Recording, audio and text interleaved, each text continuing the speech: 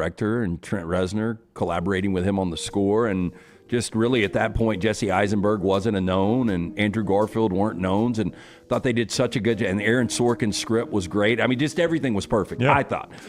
Academy Award winner Aaron Sorkin has a follow-up to The Social Network. It is now officially titled The Social Reckoning. It will hit theaters in about a year, October 9th of 2026. Sony Pictures announced this past Friday. Oscar winner Mikey Madison, Golden Globe and Emmy Award winner Jeremy Allen White, and Emmy and Grammy nominee Bill Burr, and also Oscar nominee Jeremy Strong from Succession will star in The Social Reckoning, with Strong confirmed to play Facebook founder Mark Zuckerberg. Now, The Social Reckoning is written and directed by Sorkin, who also produces alongside a group of other guys. Production expected to begin next month, described as a, quote, companion piece to The Social Network. The new film focuses on events to take place nearly 2 decades after the boy genius programmer invented what would go on to become the world's largest social media platform. Social Reckoning tells the true story of how Frances Haugen, played by Madison, a young Facebook engineer, enlists the help of Jeff Horowitz, which is played by Jeremy Allen White, a Wall Street Journal reporter, to go on a dangerous journey that ends up blowing the whistle on the social network's most guarded secrets. I'm excited about this. What were the guarded secrets? What did I miss on this? How they steal your information. How they steal your information, how they control what gets out and what gets magnified, I would assume. Yeah, algorithms. that's part of it. Yeah. Part of it is that's every political platform stuff, and it's Facebook's censorship and moderation policies and how it affects elections. And part of it is... this could be interesting. Yeah, again, most social media platforms, right? Yeah. Yep. And then the other part that came out in those files was that they selectively try to push the angrier content. And that the angry reactions are more heavily weighted in the algorithm. And what has that done to our country and our world? Has it made us closer together? I think so. we've got- Everybody seems real happy. I would online. describe. I mean, if Clyde asked us to describe the SEC in one word, our world, would you not go peace? Peace. Like We don't have it. We don't have it. Kidding. Yeah. Hey, oh boy, on the far right, that's the cat that's playing Bruce Chaos. Springsteen too, right? Yes. It looks Yeah. awful. It's a bear, his right? career. Oh yeah, he is the bear. He's his blown up. He career's was in the taken Iron off. Claw. Yeah. He played the one of the brothers that ends up dying on a motorcycle. But and that dude like 5'4". He's pretty short. Yeah, I think he's 5'4". I think Jeremy Strong's pretty short Oh too. yeah. Yeah. The contentious demise of a throuple resulted in the arrest of a female member of a polyamorous trio. Now, responding to a 10 p.m. domestic disturbance call, police encountered Devin Driscoll, 26, who advised, quote, she wants her ex-boyfriend and ex-girlfriend to get kicked out of the house. Oh, ex-boyfriend and girlfriend, huh? All I'm saying is that dude, if this is the thruple, he is batting 0 for 2 and probably is going to get pinch hit for him. Oh, wow. Dude, I don't know how you get called in on this. The residence is a double-wide mobile home that you see right there, purchased by Driscoll's mother in 2023 for $172,000, according to property records. Driscoll police reported explained that she was in a polyamorous relationship with the two, but since had broken up and wants them out. Driscoll's former partners, Anicia Bolivar, 25, and Christopher Rosario, 27. Bolivar and Rosario have a daughter in common. As for the two becoming 3, it's unclear when Driscoll got involved with Bolivar and Rosario. During the disturbance late on Tuesday, Driscoll allegedly struck Bolivar in the head while on the home's front porch. It's kind of a small front porch. It is. Wow. They could have been just carrying something in. It was so small. It caused Driscoll to fall down a couple of the steps. There's only a couple of steps. There's only 4. Rosario provided police with a similar description of the incident. Driscoll, who denied shoving Bolivar in the face, was judged the aggressor by deputies who arrested her for the simple domestic battery. Now, on an application seeking a public defender, Driscoll stated that she had 3 dependents and $4,900 in monthly income. Court filings do not indicate where the former throuple members are now domiciled. Well, by their wardrobe, they look like they're at the county pen. Yeah, I was about to say soon to be counting. Yeah. Boy, that is. I like the facial expression of the top girl. She's just like, I ain't taking this. And I was using a color system on the people I wanted to hang out with the most. Jim Dunaway, Lance Taylor, Ryan Brown. Live from the Birmingham Racecourse Casino Studios, The Next Round, presented by Bud Light, is on now. We will get to the Monday Night Football games. They were not fantastic in this opening segment. We'll get NFL football in the opening segment. Baseball playoffs going today. Feinbaum for U.S. Senate. The Saudis now own EA Sports, college football. All that stuff coming up on the show. Weird headlines. With all the hot takes.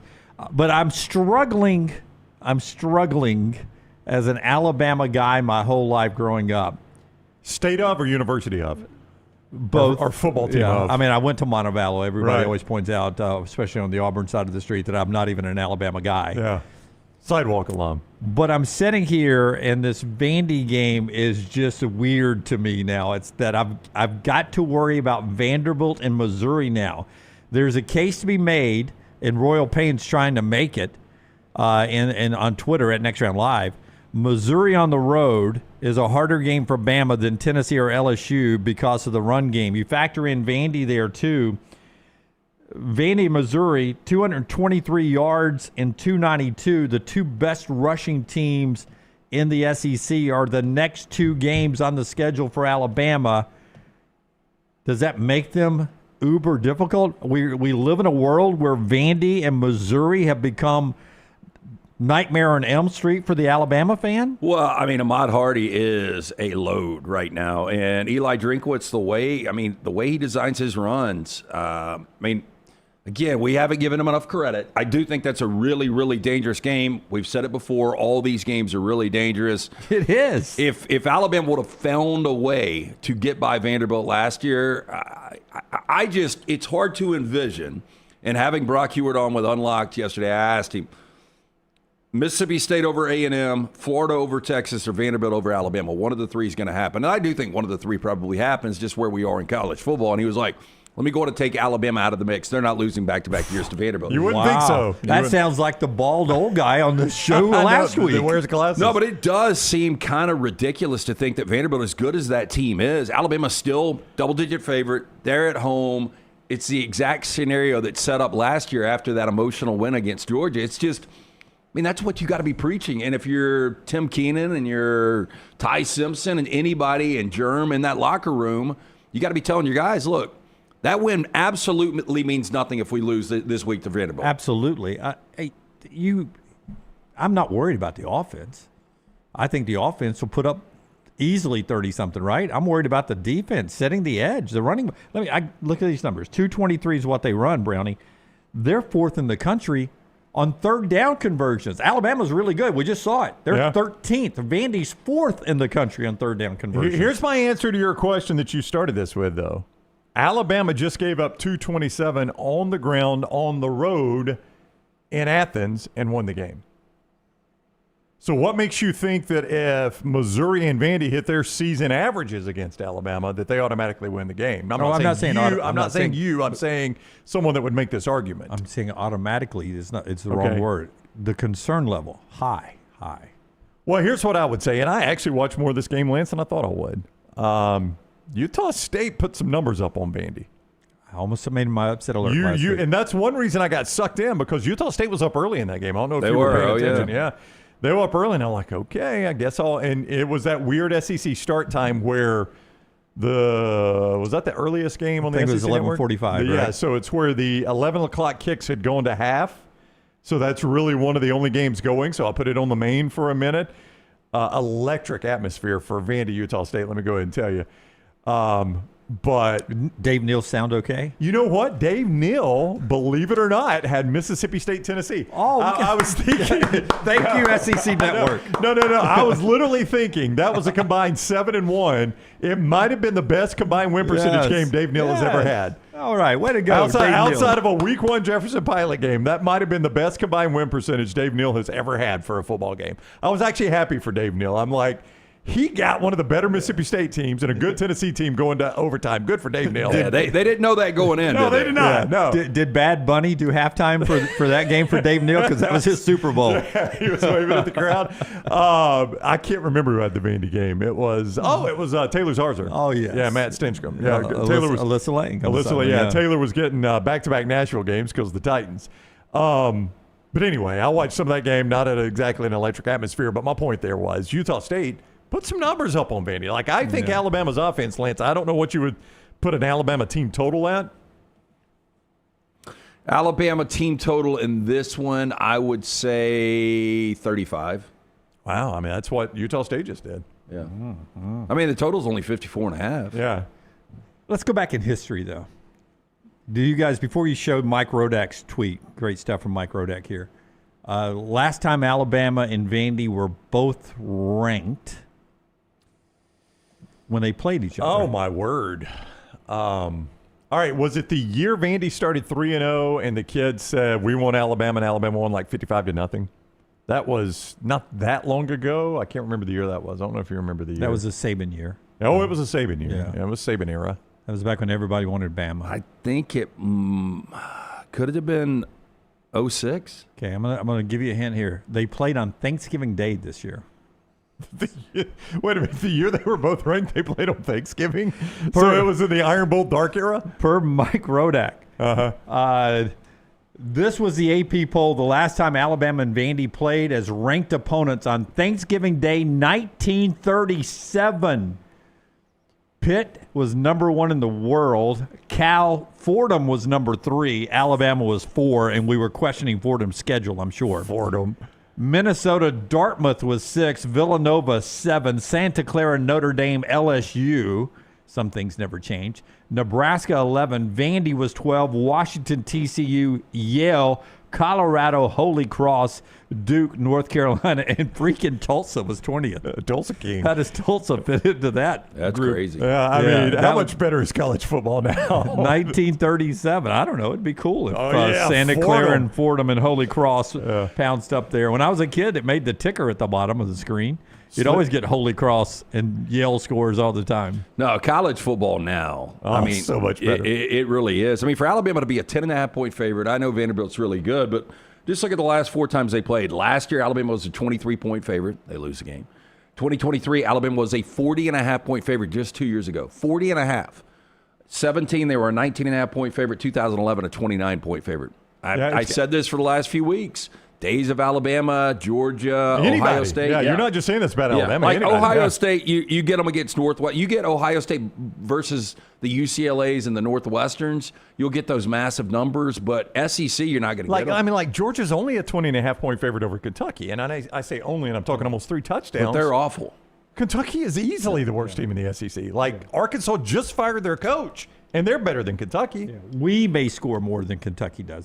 I mean, Kentucky is awful, and really, they're within 3 touchdowns, I guess you could say, of Georgia. Yeah. If Alabama had beaten Florida State, let's just assume Alabama played against Florida State like everybody thought they would. What would this point spread be? 14.5. I mean, see, I mean, it's this is. Yeah, if Alabama looked unbeatable right now, I don't think it would be much more. Like, there's no way it would be over 17 with the way Vanderbilt's playing right now. I know. You would be offering free money. Now, look, this thing could break out of the way. Vanderbilt can win this game. Alabama can win this game by 28. But I'm just saying, if they play it, 10 times, 7 or 8 of these are going to be decided by 10 to 14 points. Our show today being brought to you, before we get to some sound from Tuscaloosa, Kalen DeBoer and Kane Womack coming up. The show being brought to you by the great Alexander Shannara. Yeah, Shannara.com is where you go when you're in need of an attorney. Shannara.com. You don't pay a dime unless they win your case at Shannara.com. And listen, this is an Alabama guy. Alabama born and bred, Alexander Shannara. And he wanted to build a firm that would take care of his community. That community, like I said, is Birmingham. So they now not only handle personal injury claims, but claims for fire and storm damage, bad drug and device claims, disability, workers' compensation, and a host of other claims. And they've recovered more than $2 billion for their clients. So when you find yourself in need of a lawyer, call the Alexander Shannara Trial Attorneys. You pay nothing unless they win your case. Shannara.com, Shannara.com. Very disappointing loss last night on the Jets, plus the 3. We'll get into that game in a little bit. Jets lose the game by 6, but we had 2 plays last night. We had Breece Hall over the 54.5 rushing yards. Ding. He had 81. So we ended up splitting last night for you at Lance's Lot. We've got Major League Baseball postseason action starting at noon today. 4 games for you. Jump on board and win with us. Free play available every single day. Daily package is available as well. It is brought to you by our friends at Hemp Hill Service. Whether you experience plumbing, heating, or cooling issues, home or business, 205-229-2090. Hard to stop a train. Call Adam, Chad, Andrew, the guys there. For more information, hemphillservices.com. Forrester says, you know who knows that Kentucky is a 20.5-point underdog to Georgia? Mark Stoops. That's who knows. Yeah. Oh, he does. I thought Forrester was going to tease his upset alert there. No. For a second. Yeah, please go Not Kentucky. touching that one. Yeah, please, Scott, go Kentucky. Not touching that one. By the way, 9 outright winners in our upset alert. 2 more this past week. We'll get to that coming up at 10:35. If you want to cash some checks, that's about halfway through hour 2. If you're listening on the podcast, on the downloadable versions on Apple and Spotify at Next Round Live. Thanks for being with us. Like, subscribe, give us a thumbs up. Sound of the day for Alabama fans, brought to you by Coke Zero Sugar. Hey, Bama fans, enjoy the refreshing taste of Coke Zero Sugar because fan work is thirsty work. So, too, is wearing a black hoodie when it's 100,000 degrees outside. But Kalen DeBoer is now pot committed, as we say in poker. Here's the Alabama head coach on guarding against an emotional letdown and that dang black hoodie. How do you guard against an emotional letdown after this season after such a huge win in Athens? And also, are you going to be wearing a black hoodie on Saturday? I think that part's, I think we all know that you don't win because of that and you don't lose because of that. But I get it. I think, for us, you got to learn from what you've been through, right? And so the handling of success last year and then what had happened for the different reasons it happened, and then where we're at now and the opportunity that we have in front of us and what we've gone through.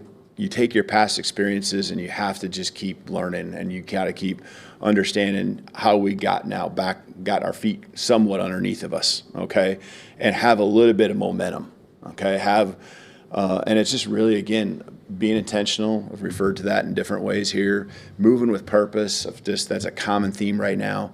And just the energy and the edge that our guys have played with the last 3 games, we cannot lose sight of how important that's been. And we know every team that comes into our place, every team we play, is getting amped up and excited to play Alabama. And we've got to take on that challenge, not just on Saturdays, but Sunday through Friday, and be ready to go.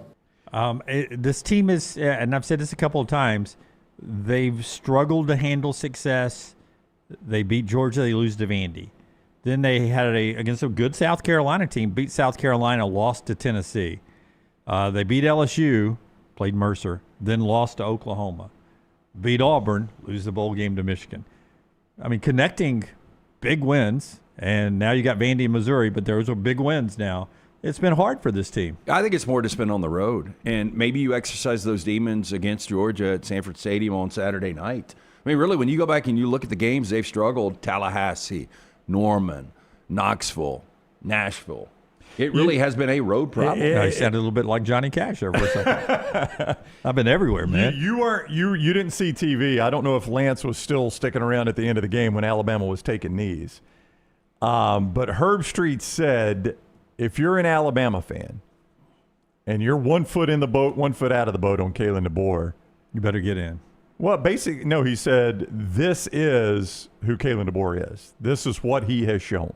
Games like this, the innovative offense, the toughness. I think those are the exact words he used. The creative offense, the toughness, winning on the road, and playing this way in these top 10 games. And I think Fowler even doubled down with the top 10 stat, which is, what is that top 10 stat for Kalen DeBoer now? 7-1. 7-1.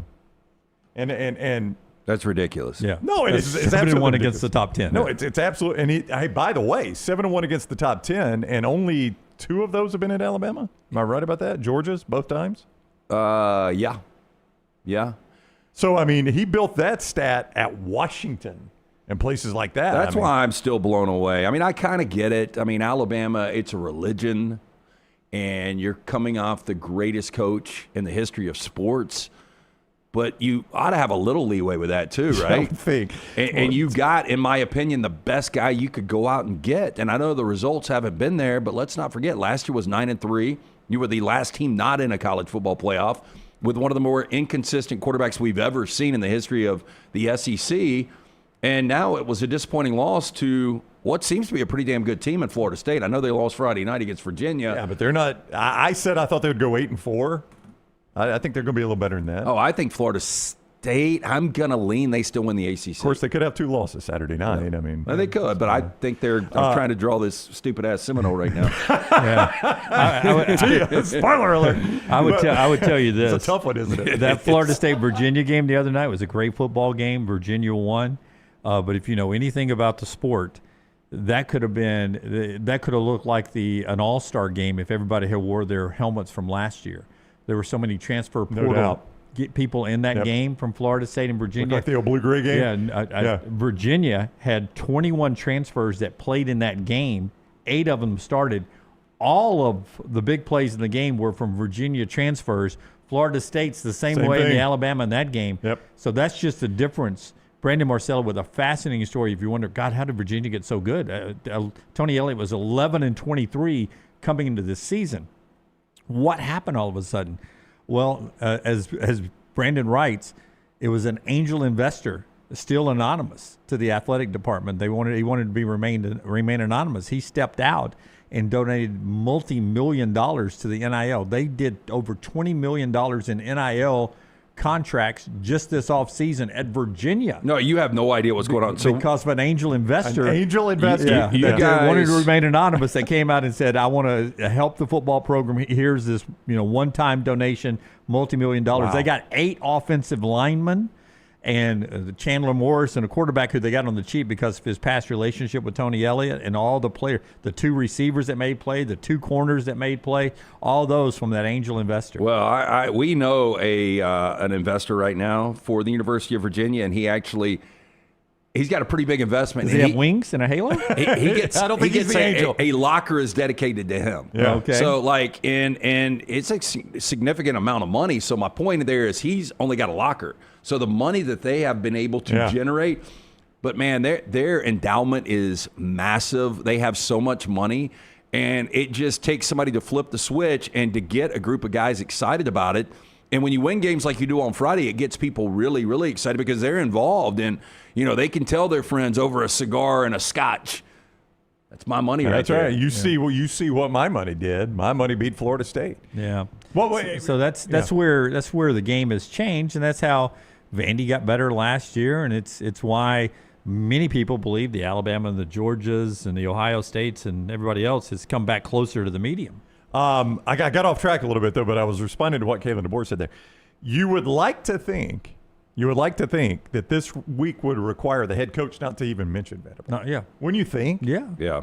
I mean, you would have to think that the Jeremy Bernards and the Ryan Williams and the LT Overtons and the Keon Sabs and the Damani Jacksons and the Caden Proctors that were in that game last year are like, this ain't happening again. I am not going to be embarrassed like I was last year when I was walking off the field in Nashville. I'm sure not going to walk off the field in Tuscaloosa. Well, the difference here, look, and I know it would only be one conference loss, but it seems like 2 losses, and if you lose, it feels like 2. Week 1 of October to Vanderbilt, it seems like, man, this season could be over. Yeah, I agree. Kane Womack talking about what Brown was discussing, just what happened last year in Nashville should be what you're coaching up this week. Here's Kane Womack on revenge.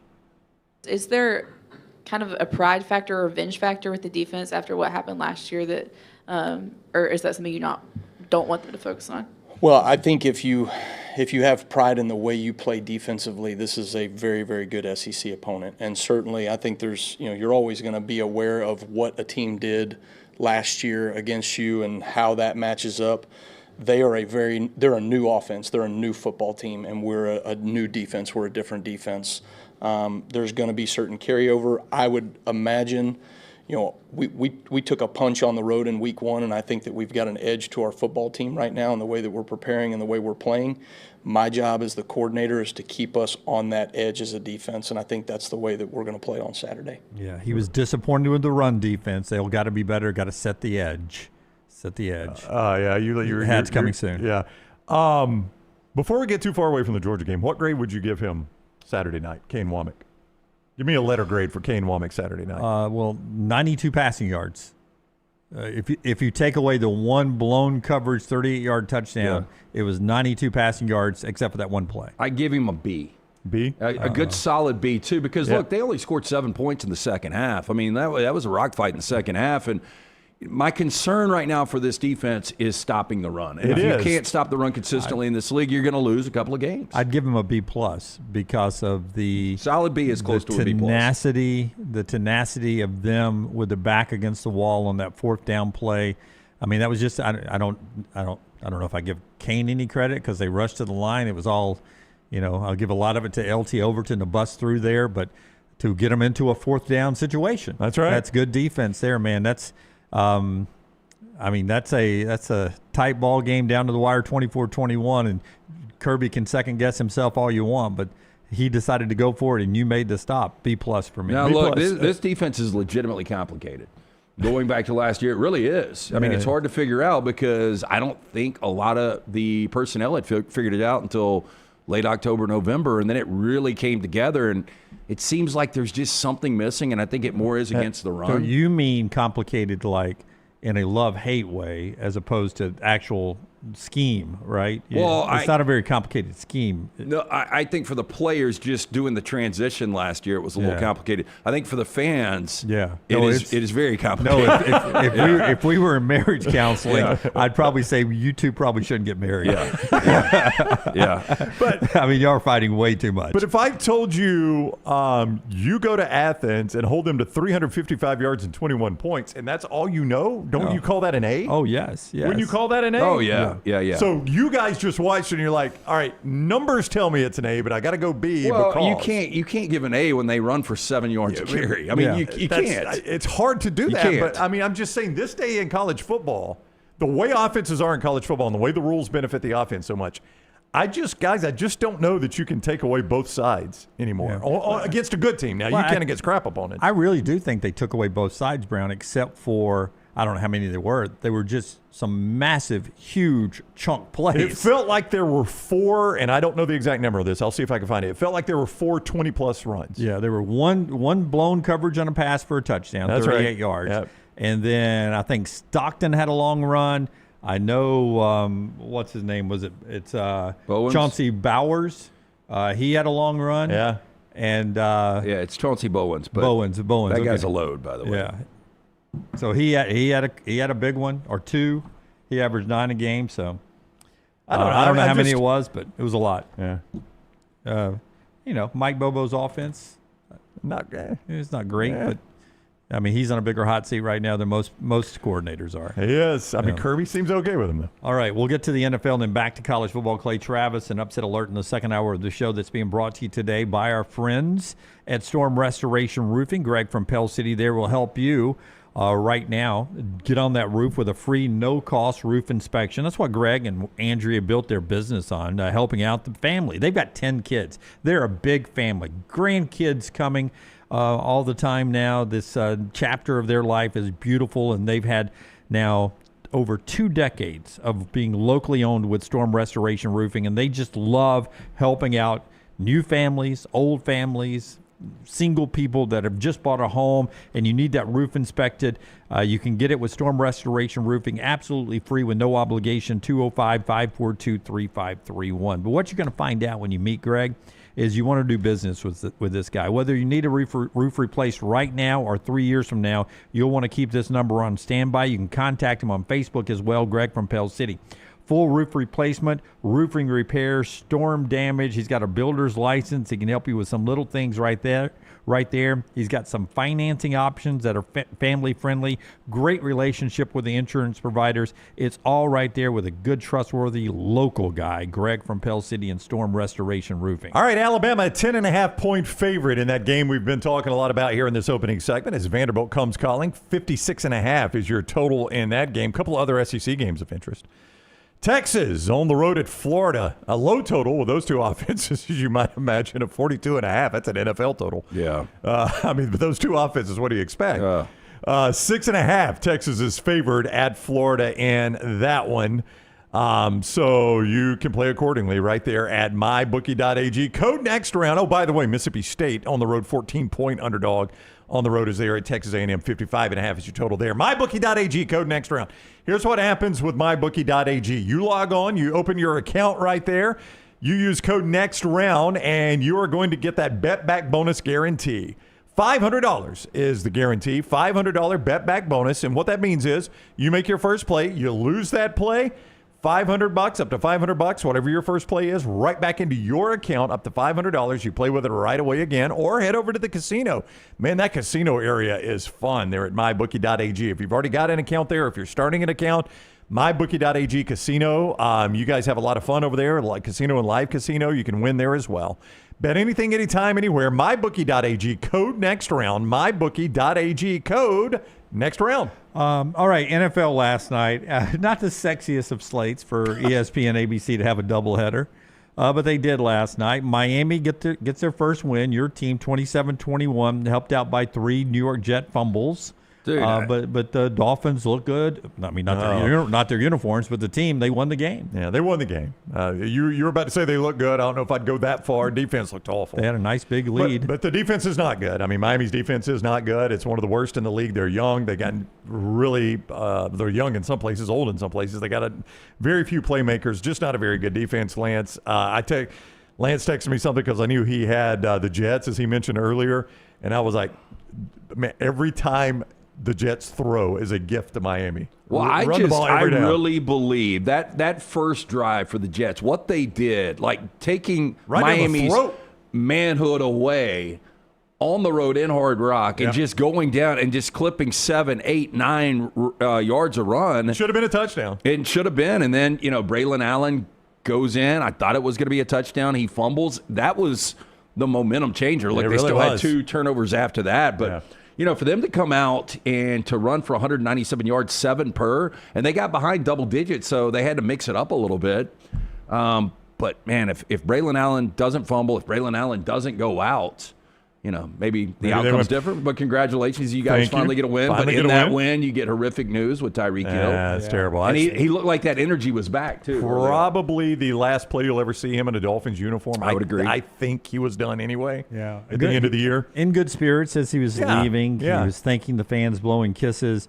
It could be career-altering. It's one of those bad. I mean, he tore a bunch of ligaments. And dislocated the knee, not the kneecap. Which I'm told that is a big difference, dislocating the knee versus dislocating the kneecap. Yeah, the cap's the cap, and the knee is... Oh, is that it, Jim? Yeah. Okay. So you went to Montevallo Medical School. No, Jack dislocated his kneecap this past They can May. pop that back in, and it's... But it can still do a lot of damage. But this is the knee, not the kneecap. Okay, but they popped it back in. But Jack just finished last week his last physical therapy. Right. So, he still is not a full go, and that was an 18-year-old 4 months ago. So imagine a guy like Tyreek Hill where there's more extensive damage. If he loses just one step, he's not the same guy. No, I mean, that's what the cheetah, that's what makes him different.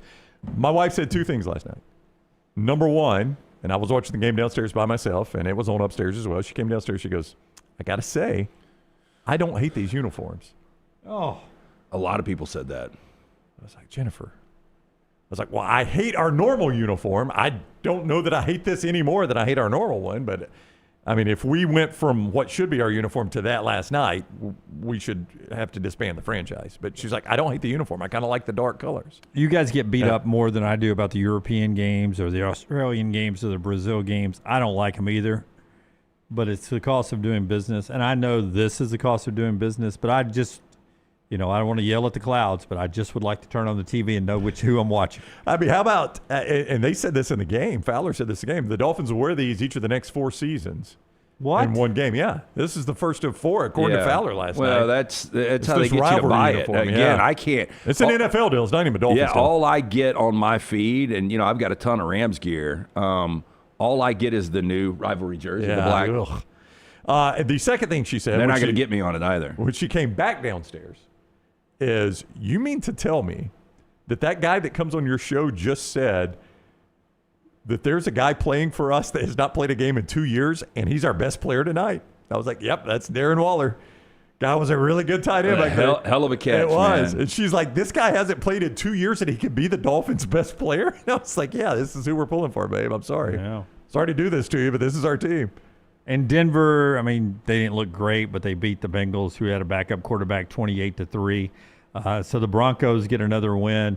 Aaron Glenn, the coach of the Jets, man, that's why you be careful when you change jobs, because he looks like when he was a coordinator, right? He was a genius. He was coordinator, at Detroit. He was a genius. Yeah. Looks like Harp's uncle. And now, but now he's 0-4 with the Jets, and I mean, he looks lost over there, and he's close though. Well, I think the Jets will give him time, right? I mean, your freaking quarterback's Justin Fields. Yeah, I mean, look, you got to get Garrett Wilson more involved. He had a bad injury last night with Braylon Allen, because you're talking about change of pace, man.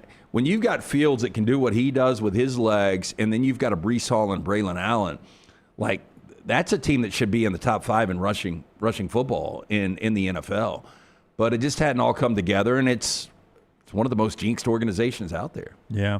All right, that's the NFL last night. More college football coming up. I'm learning one thing as I watch LT paint the Mona Lisa over here, is that I probably pick my upset alert on what I actually could put on a dry erase board too. That I don't.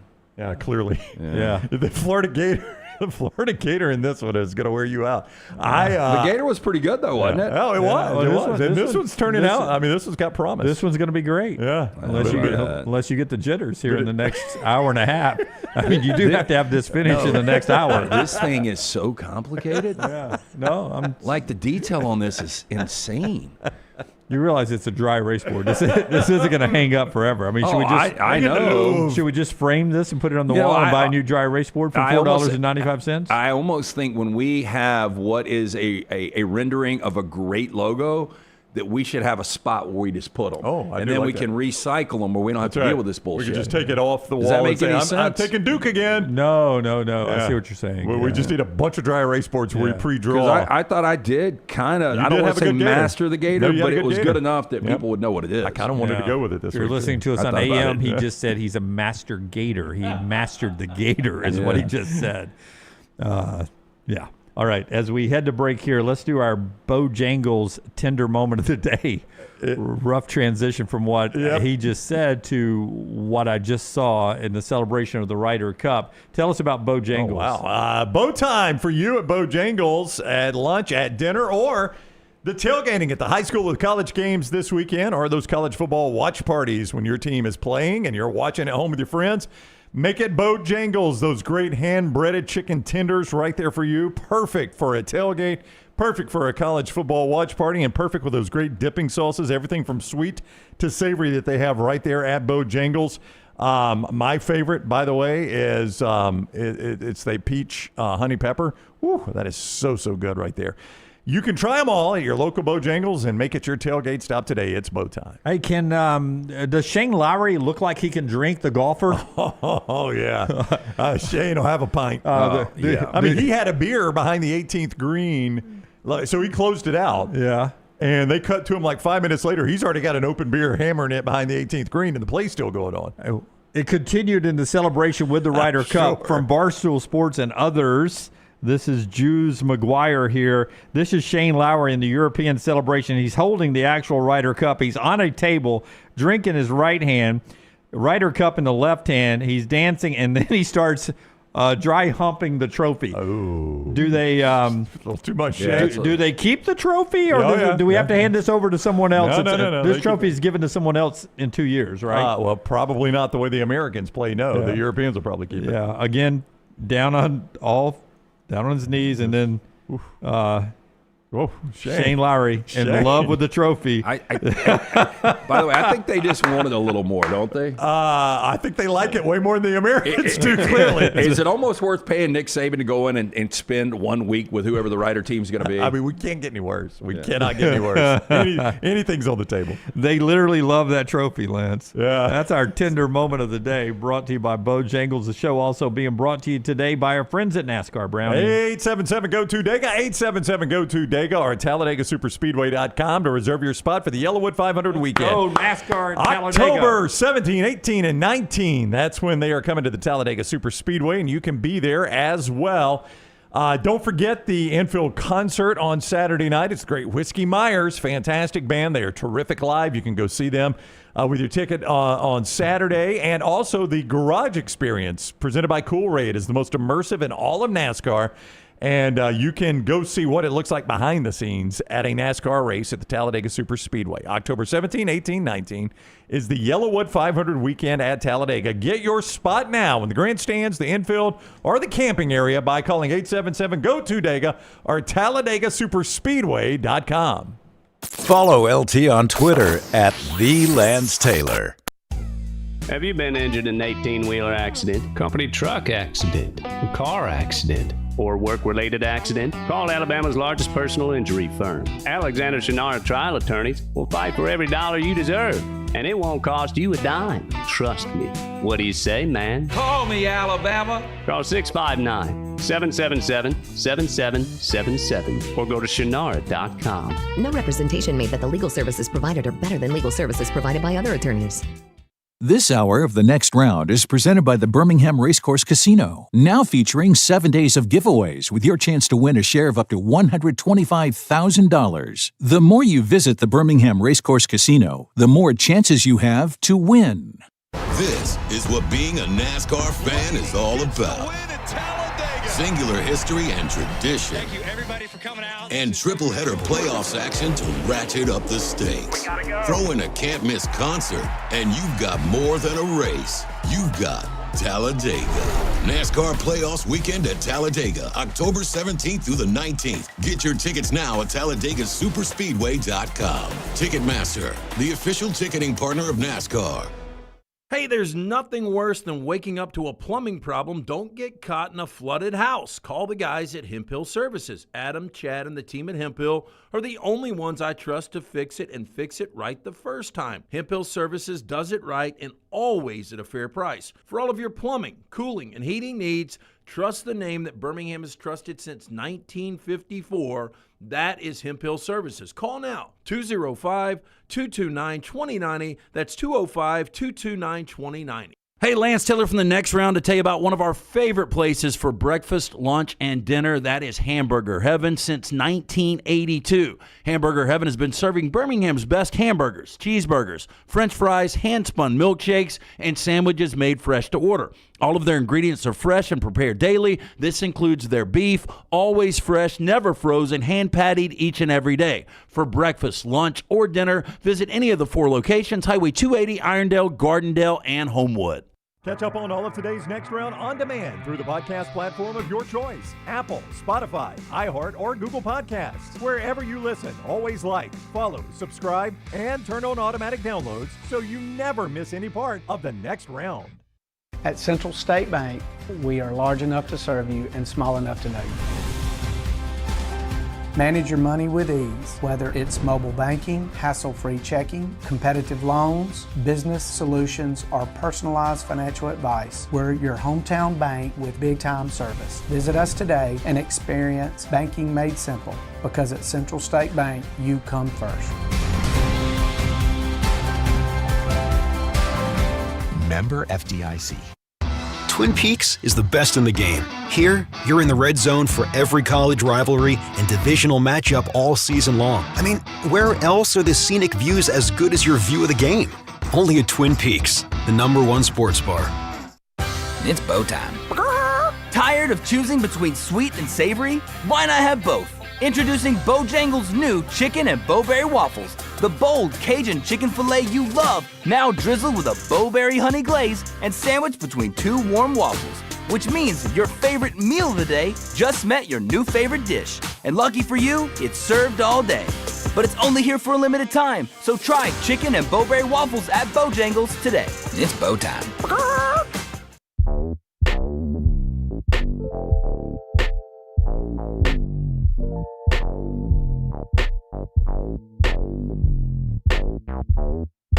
Back with you on the next round as we get back here, short on time, a little late to the break here, so I'll jump back in and let you know our friends at Odie's bring you some more college football conversation. Tell us about Odie's. Tomorrow night, me and Brown will be at the original location in Crestline for Odie's team trivia, but you can drop by either location, the newest location in Edgewood, enjoy the great food from Rodney Davis, been doing it for almost 4 decades now, the award-winning wings, delicious burgers, great sandwiches like that Diablo sandwich, of course, ice cold beer buckets full of the Bud Light. Stop in, see Will Haver and that great staff. Birmingham Institution, Odie's Tavern. All right, so Bobby Petrino gets introduced yesterday.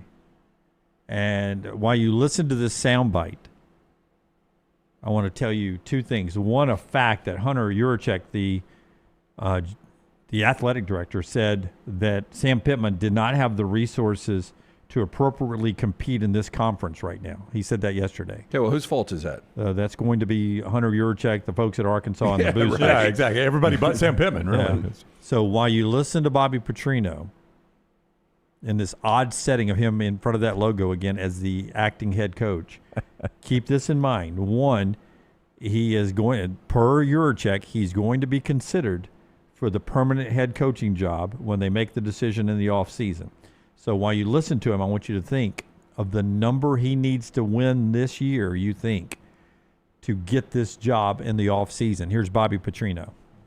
Bobby, for you, nationally, this job may not be viewed as something that's premier, but you lived it at its highest level. How special is this place whenever it's right? It's a special place. I mean, that's why I'm so fortunate that I was able to come back here. You know, and I think that we've got to get it back to that special place where everybody in the state is behind the Hogs and everybody is proud of the Hogs, and that's our job. We got to go out on the field and give the energy and the competitive spirit and show the heart that we have in playing the game of football so everybody can be proud of us. And that's what we've got to try to do here the next 9 weeks, is make sure that we can unify the state. All right, so he's currently going to get to coach 7 games, Jim. Big ones. Of those 7, 5 are ranked in the top 20. Not even top 25, top 20, all right? So let's paint a realistic expectation for him. I mean, right now they're 2-3. They are 2-3 right now, and he's got 7 games to go. They should be 3-2. They should have beaten Memphis. I'm not going to say they should have beaten Ole Miss, but very competitive against them. Yeah. Very embarrassing against Notre Dame. Yeah. I don't think they win at Tennessee. All right, so you think that's off the table? You think that's off the table? I don't think it's off the table, but I don't think you don't think it happens. I think they're a dangerous team, but I want to see who opts out, opts in, all that stuff. Okay. But if they got their current roster, nobody opts out, I think they lose at Tennessee. All right, they host Texas A&M. That is a winnable game. They win that game. Oh, they do? Yep. All right, So they're 1-1. We're 1-1. You host Auburn. They win that game. You're 2-1. Shoot. Yep. 2-1, okay. You host Mississippi State. They win that You're game. 3-1. All of a sudden now you see what's going to happen here. Yeah. There's going to be a lot of momentum. Here we go, Bobby. This is like old times. Is that good enough right well, now? I don't know. Wins? You got a bye week, and you tell me, because they're at LSU, which is probably a loss. That's a loss. I don't know. The way LSU is not scoring points. It's in play. There's no doubt. Yeah. I'm going to say loss. You're at Texas. I'm going to say loss. And then you host Missouri. And I'm going to say this is the game whether or not you get the job. Wow. So it comes down to that. Because that's whether you're bowl eligible or not. Not that matters, but it's more Bobby Petrino going into next year, retaining, trying to figure out this roster, just getting those extra practice days if you were to meet Missouri. But at that point, Brown, you've beaten – Auburn's not going to be ranked, but you've beaten 2 ranked teams. I'll tell you how he gets this job. Even if you lose to Tennessee next Saturday, which, I can't remember if I said this on the show yesterday or not. The Monday shows move so fast. But I've got a friend that's a Tennessee fan, and I told him, I was like, man, y'all are catching Arkansas at the worst possible time. I was like, I have no statistical evidence to back this up, but I think the interim coach is most dangerous in his first game. That's why I took Virginia Tech last week. Yeah, and what happened? Virginia Tech won the game. Yeah. I wouldn't take Virginia Tech with a 10-foot pole this week. Yeah, I almost went against them. The good news is Virginia Tech plays in a very dysfunctional league. Yeah. I think the problem with Tennessee, if you're Heupel, you look at this defense on tape and you're like, you're salivating. Yeah. And watching what Notre Dame did to them, like, you got to understand they're going to score on you. But at the same time, they can't stop anything. They can't stop anything. So much so that the interim coach fired the defensive coordinator. Yeah, so I think Tennessee probably names their score. All right, but have you guys ever seen that? An interim coach take over, and on day one, like before day one, before he's introduced, he's already made staff moves, firing defensive coordinator and defensive assistants, and moving guys up. You know what that almost shows like me? he's already got the head job. Yeah, well, it's almost like that. It's ego, but at the same time, you can tell there was probably internal conflict. And I won the battle, you're out. Yeah, like, I'm running the offense. You don't respect me. I sure as hell don't respect what y'all are doing on the defensive side. You've got your click over here. And you know what I'm going to do immediately because it's my show now? See ya. Yeah. Kick rocks. It's just you always wonder how many of them have the power to do that, though, kind of to your point. That's right. I mean, you're the freaking interim. You're going to make changes. It should be noted, Brown, can you punch up just that picture of him sitting there? Under Yurichek's got quite a coat on. Yeah. I mean, but look at that. I've got a prediction after this. Look at that right there, okay? Mm-hmm. It should be noted of why Bobby Petrino that's not his retirement news conference. Motorcycle accident on April the 1st, 2012, reported as a single vehicle motorcycle crash. Later on, police report revealed that Petrino had a passenger on the motorcycle, Jessica Durrell, a former Arkansas volleyball player who had recently been hired to a position in the football program. Uh-huh. Arkansas Athletic Director Jeff Long stated that Petrino engaged in a pattern of misleading and manipulative behavior designed to deceive the athletic staff and the public, and ended up firing him for misleading behavior and abuse of authority. Later, it was found out that Petrino, according to reports, had given Durrell a $20,000 gift. And that's why he was dismissed from this same school. Yeah. And now he's back as the head coach. I mean, look, forgiveness is a great thing. When that went down, though, that was a long time ago, obviously. But I remember we were doing shows, and at that point, there was zero chance Bobby Petrino was ever going to coach again, really, at the collegiate ranks. Yeah, I mean, we wondered. Yeah, and for him to be in this situation is beyond amazing. But you just look at the job he did. He is by far, and I wasn't around to watch Frank Broyles, and there's the picture. Scott has pulled the infamous picture. The infamous, that was the press conference. And this is before anybody knew the story. This was just after the motorcycle accident. He had gotten out of the hospital and then does the news conference in the neck brace and the Sugar Bowl hat. Yeah, so I don't know if Frank Broyles, and back to Lou Holtz and those guys. Houston Nutt did a solid job, but by far the best coach I've ever seen at Arkansas, Bobby Petrino. Year 1, 5 wins. Year 2, 8 wins. Year 3, 10 wins. Year 4, 11 wins, and they were a top 3 team. Yeah, right before he laid the motorcycle down. They were at their peak. With a girl on the back. They might have been the third best team in the country that year. Oh, they were. Behind LSU and Alabama. Their two losses were to LSU and Alabama. Now, they got beat pretty badly by LSU and Alabama both. Those are their two losses. And for those that forget, Alabama and LSU played each other for the national championship. That was their only two losses. They, at worst, were the fourth best team in the country if you want to throw Oklahoma State in as the third best that year.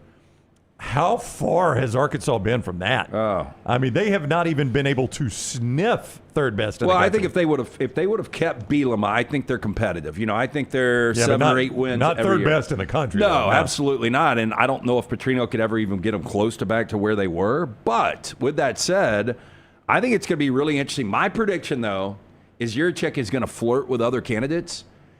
And I think one to watch, you guys are going to think this is crazy, but he went out and got Calipari. One to watch is Deion Sanders. And I don't know if you guys stayed up. I had Deion in Colorado plus 6.5 against BYU. I watched a little bit of it, yeah. They should have won the game, and they should have beaten Georgia Tech. They should be 4-1. Deion can coach. I don't know what it is. I don't know if it's assistants, if he knows how to delegate, if he can get in the players' heads. But Deion is doing a really good job with a completely shitty program in Colorado. And if you're Deion, if Arkansas... You jump in a heartbeat. Yeah, and I mean, historically, and I hate to bring up, black, white, all that kind of stuff, but, Arkansas to hire their first black head coach in football, there is something historic about that. You are in the SEC. You're going to be making more money, and you have a legitimate opportunity to have an NIL that can afford you some Louis. One other name that's out there, floating around for a job that's not open yet in the SEC. Right after we tell you about our friends at New York Butcher Shop. Tell us about New York Butcher Shop. New York Butcher Shop, just an absolutely fantastic place to pick up dinner tonight. Look, you want to be the hero on your way home. The wife has chased those kids around all day long. Stop in, pick up a couple of steaks, some of the great sides, those mashed potatoes with the goat cheese, the mac and cheese, the fantastic baked beans, everything made fresh, in-house daily, and they've got a fantastic selection of fine wines and desserts as well. Get in, see Jim, that great staff of butchers. 2 locations, the original, Cava Heights, Highway 119 in Greystone. Well-done service, rare quality, well-done service. It's the New York Butcher Shop. I-65, exit 304 in Coleman, 334 in Decatur is where you'll find Johnston RV Center. They've got 2025 models that they need to move out, and today is the last day of the September end zone RV clearance. We'll see if they extend it. I don't know. I haven't heard from Nick and the guys there at Johnston RV yet, so you need to get up there today and take advantage of Cherokee Travel Trailers. As low as $139 a month with no money down. Prices marked down on almost 100 2025 models, making room for the 26s. RV warranty forever. Make sure you got a lifetime warranty on everything that is new or qualifying pre-owned, and you can always see more at johnstonrvcenter.com. Headline USA Today, only Urban Meyer can fix this insert school name here mess. I am going to say the Florida Gators. Oddly, there are a lot you could go with. Yeah. It's not Arkansas either. Hugh Freeze says the product at Auburn is unacceptable, and he's going to evaluate everything. If that doesn't make you feel good about a coach that's wasting the best defense in the SEC and 2 NFL first-round draft picks at wide receiver, or has 3 different coaches calling offensive plays during games, maybe this will. Auburn has historically fired coaches for less, and far more important, Auburn has no shame when hiring coaches. And he goes on to write, Matt Hayes, if you'll hire stained and discredited coaches like Bruce Pearl and Freeze, surely you'll throw unthinkable cash at Urban Meyer to see if one of the greatest coaches of our generation wants one more shot at the SEC. Zero shot he would take this job, in my opinion. I think this sounds ridiculous. He ran from the SEC when he was at Florida. He wanted out so fast. I disagree with that. He ran from the SEC. I disagree with it. He dominated the SEC for a couple of years. And then he ran. And I completely disagree that he ran. He is one of the greatest coaches. He seems like a complete dick. As far as like the baggage, would any Auburn fan or any fan base blink if they had Urban Meyer? No. Nobody cares about this stuff. I mean, he's got baggage. I think in the coaching. All right, so remind me, and so I don't make an idiot of myself. Yeah, what did Urban Meyer do? The baggage we're talking about. Well, I mean, just that one video at the bar? Oh, no. A girl grinding on him at a bar? No, is it all the... I think this is... The Gonzalez? This goes back to Aaron Hernandez. Oh, Hernandez, yeah. Yeah, and you had what people believe a culture that was running wild in Florida. Wasn't great. And he was looking the other way. We had Tim Tebow on the team. No, you're right. I mean, look, there was good and bad, but people are always going to gravitate to the bad. I'll just make the point that Bill Belichick was the coach when Aaron Hernandez was killing people, and he's still coaching. Well, I think he might have had a couple of notches on his belt in Gainesville, but I don't think Urban knew about that. Yeah. I mean, look, the one co-ed where he was coaching at Jacksonville and there was like a hand on the ass or whatever. I mean, we've got university phone with escorts. Yeah. And we've got one picture. I mean, if I'm doing the scales, one's going to do this. So I think we're past that. I think it more is about the culture that was fostered in Gainesville. But if I'm a fan, I'm like, damn, those guys weren't good. But I mean, the Art Brow's maybe a little bit different. I'm not going to go there. But with Urban Meyer, I'm like, culture wasn't good, but man, we were winning championships. Well, now Brooks from the back row says 31 players arrested at Florida while he was the head coach. How many have been arrested right now under Kirby's watch in Athens? I was about to say Kirby, Smart, and Georgia have an epidemic when it comes to automobile issues. Now, these guys are getting ticketed. They're not necessarily getting arrested all the time, but still, I mean, and that's among the best programs going right now. Yeah, truth serum with fan bases. You know that they would be like Urban Meyer all day. You want Urban Meyer. But Urban Meyer, does he want to coach again? No, I don't think so, no. He seems young when you watch him on Fox. I don't know how much Fox you guys watch. I don't watch a ton of pregame. Except when he wears those transition lenses. But yeah, but I watch a little more Fox than Game Day. And he seems like really, really energetic, but he seems like he's in a good spot. And I just don't know if he wants to deal with it. He is an old school guy as well. Yep. And dealing with the current NIL, I don't think he wants to go down that path, and especially in a program that is so dysfunctional like Auburn. How old do you think he is? Urban, 60. I would say 61. 61. Yep. So, I mean, that's – yeah, I mean, Nick Saban coached till he was, what, 71, 72? I mean, if you got a decade at Urban Meyer. If you just said, give me 5 years based on the fact that we're starving. Multiple sources have Urban Meyer's net worth at, according to AI. I would say $28 million. Oh, I was going to go a little lower than that, 15. 40. Oh, yeah. Yeah. Well, if I had $40 million net worth and I was 61, I would never coach again. No, and you're making 7 figures a year. Yeah, and I'm getting to go to fun games and have fun on that Fox set. And there's no pressure. You get to talk about football. You're around it all. You got that pageantry. You hear the band behind you. It should be pointed out that Nick Saban yesterday at the Monday Morning Quarterback Club said you should give Hugh Freeze more time, that if he'll get this group of players turned around. Coaches are always going to go to bat for other coaches. They are. And I think Freeze and Saban, I mean, Saban wanted to hire Freeze at one point, so I think there's probably a pretty good relationship there. I think you have to look at the program. And I'll use Virginia and Tony Elliott again as an example. There wasn't a commitment to football when Tony Elliott took that program over. And they were patient with him because there's not expectation there. They finally are figuring out to a degree what the NIL and the collective need to look like. Hugh hadn't had that problem. Hugh's had money. The expectation is win year 1. You're in year 3. And again, you can let this thing play out this year. He's going to be lucky to get bowl eligible. And I really believe, and I like Hugh a lot, I think they're going to be 6-6. So that's going to be 3 consecutive years of not even having an above 500 program in 3 years. That is nearly impossible if you're an elite coach. Is it not? Yeah. Here's what Nick said, quote, I would say your team, Auburn, has been impressive. I know you lost 2 really close games to top 10 teams on the road. I think Hugh Freeze is doing a great job, and if you continue to support him, this team is going to come around, end quote. Coaches are always going to go to bat for other coaches. Like, and then, with all due respect to Nick Saban, who I could not respect more as a coach, obviously, the one person I don't go to for opinions on whether coaches should lose their job or not is another coach. They're always going to bat for those And here's guys. something I would look at real quick. Oklahoma, I thought that they were really, really close. The offensive line was awful. They weren't close against Texas A&M. They really weren't. That thing was about to be 20-3. The offense was awful. They were never in that game.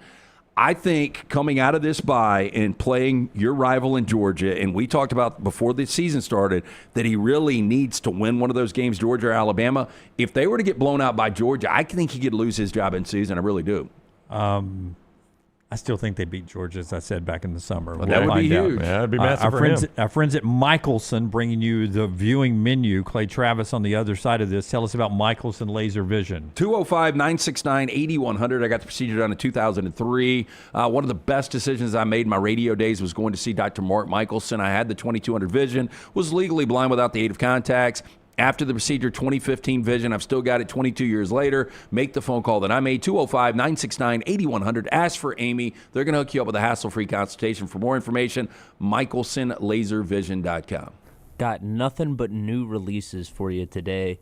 Netflix has a new show called Nightmares of Nature, Cabin in the Woods. This series showcases animal heroes struggling to endure the real-life terrors of the natural world. It reimagines natural history filmmaking through a horror lens where trees bleed, zombie snails crawl, and vampire fish rule the waters. Among the creatures we'll see in these episodes are a little frog, a baby crocodile, snakes, raccoons, and mice. And it's narrated by Maya Hawke. Okay. Vampire fish is where you lost me there. I got to tell you. No. Okay. Well, Hulu has a new series with Glenn Powell called Chad Powers. Yeah. This is where you lost me on this one. Yeah. This looks like maybe the worst show ever put together. Created by the Mannings, right? Was it really? Is that an Omaha production? Is this not? Probably. It's a ripoff from what he did at Penn State. Yeah, what Eli did. Yeah, I think Eli is part of this, yeah. Well, Glenn Powell will be playing a disgraced college quarterback named Russ Holliday, disguising himself as Chad Powers and walking onto a struggling Southern football team to revive his career. But sounds like I'm 0 for 2 today. And finally on today's viewing menu on Peacock, Epic Ride, the story of Universal theme parks. This will be a 3-part documentary series exploring Universal's film and theme park legacy through rare footage and celebrity interviews leading up to Epic Universe's opening. I like the history of theme parks. I think it's just like a No, really I think cool the history thing is to watch. interesting. Yeah. I'll tell you the best show on TV right now, to me, it's not even close, is Task on HBO. 4 episodes in. It is absolutely fantastic for all the Black Rabbit fans out there. Very average show. This one blows it out of the water. Task. That is what everyone's watching. Brought to you by our friends at Michelson. As we head to break before we get to Clay and talk about Feinbaum for U.S. Senate, our friends at Alabama Power bringing you part of the show. You know what I did right before the show? I paid my power bill, boys. Hey. Logged right on right there, alabamapower.com. Wise move. Keep them lights on.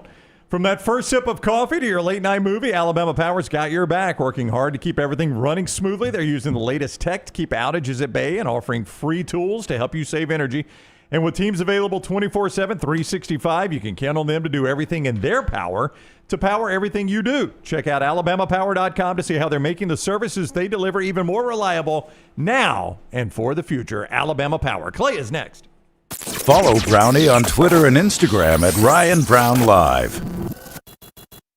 Yo, kinfolk, what's good, man? Let me holler at you for a minute. You know how life can be life. You're out there chasing that dollar. Every dollar is accounted for going somewhere. Then all of a sudden, bam! Out of nowhere, a car accident. All I had to do was hit up my people at Alexander Shannara Trial Attorney. You already know when that dude Alex pulls up the trial, he shuts down the litigation situation. Yo, go to Shannara.com. Hit him up at 659-777-7777. Call me, Alabama. No representation and legal services provided are better than any other provider. This is what being a NASCAR fan is all about. Singular history and tradition. Thank you, everybody, for coming out. And triple-header playoffs action to ratchet up the stakes. Throw in a can't-miss concert, and you've got more than a race. You've got Talladega. NASCAR Playoffs Weekend at Talladega, October 17th through the 19th. Get your tickets now at TalladegaSuperspeedway.com. Ticketmaster, the official ticketing partner of NASCAR. Next Round shirts, Next Round hoodies, and Next Round hats are all in one place. NextRound.store. Find your favorite piece of gear from your favorite show and put it in your rotation. You never know. You might be in one of our videos showing Next Round gear being worn all over the world. Find all your favorite Next Round gear by visiting NextRound.store. Place an order for you and that big Next Round fan in your life at NextRound.store. Look your best at work, at school, at the stadium, or anywhere you go wearing Next Round gear from NextRound.store. What are you waiting for? It's non-stop gaming action at Birmingham Racecourse Casino. Come play more than 900 of the latest and greatest games around, featuring fun bonuses and big jackpots. You can wager and win on horse and greyhound races from all over the world. There are more ways to win at Birmingham Racecourse Casino. Birmingham Racecourse Casino, located off I-459, exit 31, Derby Parkway. Must be 21 or older. Hey, Lance Taylor from the Next Round to tell you about my friends at Michelson Laser Vision, located conveniently UAB Highlands. Almost 20 years ago, I went in for the procedure. Only took 12 minutes for both eyes. When I went in, I had 20/200 vision. I was legally blind. Now I have 20/15 vision, still 19 years later. Make the call today. Schedule a hassle-free consultation. 969-8100. Dr. Mark Michelson, Dr. Jen Michelson, Michelson Laser Vision. Make sure you tell them the Next Round sent you. 969-8100 or MichelsonLaserVision.com. Hey, let me tell you about our friends at Urology Centers of Alabama. Compassionate and comprehensive urological care with 35 physicians, 17 locations across Alabama. Their patient-centered approach to all of your urological needs. Remember, they've got that new men's health center. It is beautiful, helping men with a wide range of sensitive male issues in a comfortable environment. You can always go online, visit UrologyCentersAlabama.com, schedule an appointment with one of their many urologists today. Remember the name Way to Wellness if you're battling weight loss in your life. I'm Jim Dunaway from the Next Round. There was a time I was over 216 pounds until Way to Wellness helped me lose 45 pounds, and now for over 2 years, they've helped me keep that weight off. Here's their website, aplanforme.com, aplanforme.com. That's a great name for a website because there's no cookie-cutter plan. Everything is designed specifically for you. No contract, no sign-up fees, and your first consultation is free at Way to Wellness. It's bow time. Tired of choosing between sweet and savory? Why not have both? Introducing Bojangles' new chicken and bowberry waffles. The bold Cajun chicken filet you love, now drizzled with a bowberry honey glaze and sandwiched between two warm waffles. Which means your favorite meal of the day just met your new favorite dish. And lucky for you, it's served all day. But it's only here for a limited time, so try chicken and bowberry waffles at Bojangles today. It's bow time. Jim Dunaway, Lance Taylor, Ryan Brown. Live from the Birmingham Racecourse Casino Studios, the next round, presented by Bud Light, is on now. Hour number 2 now as we get to Clay Travis, brought to you by our friends at Coke. Bama fans getting ready for Vanderbilt. Enjoy the refreshing taste of Coke Zero Sugar because fan work is thirsty work. By the way, 2 great institutions. I don't think Clay ever went to Virginia, but Vandy and Virginia are ranked in the AP Top 25 in the same week for the first time since October 20th. 1947. That from Karen, one of our great female listeners. I've got those 2 in one question and 4 downs coming up. Wow, how about that?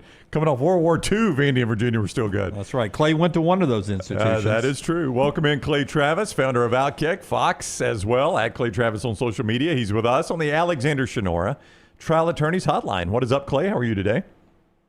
Doing well, just continuing to do what I do, dominate all facets of media, sports, politics, pop culture, whatever you need, I got you. Well, I was going to start with you being at the Bama-Georgia game. We'll work back to that. But I'm happy for your son, by the way. Yeah, your son got to see a Bama win.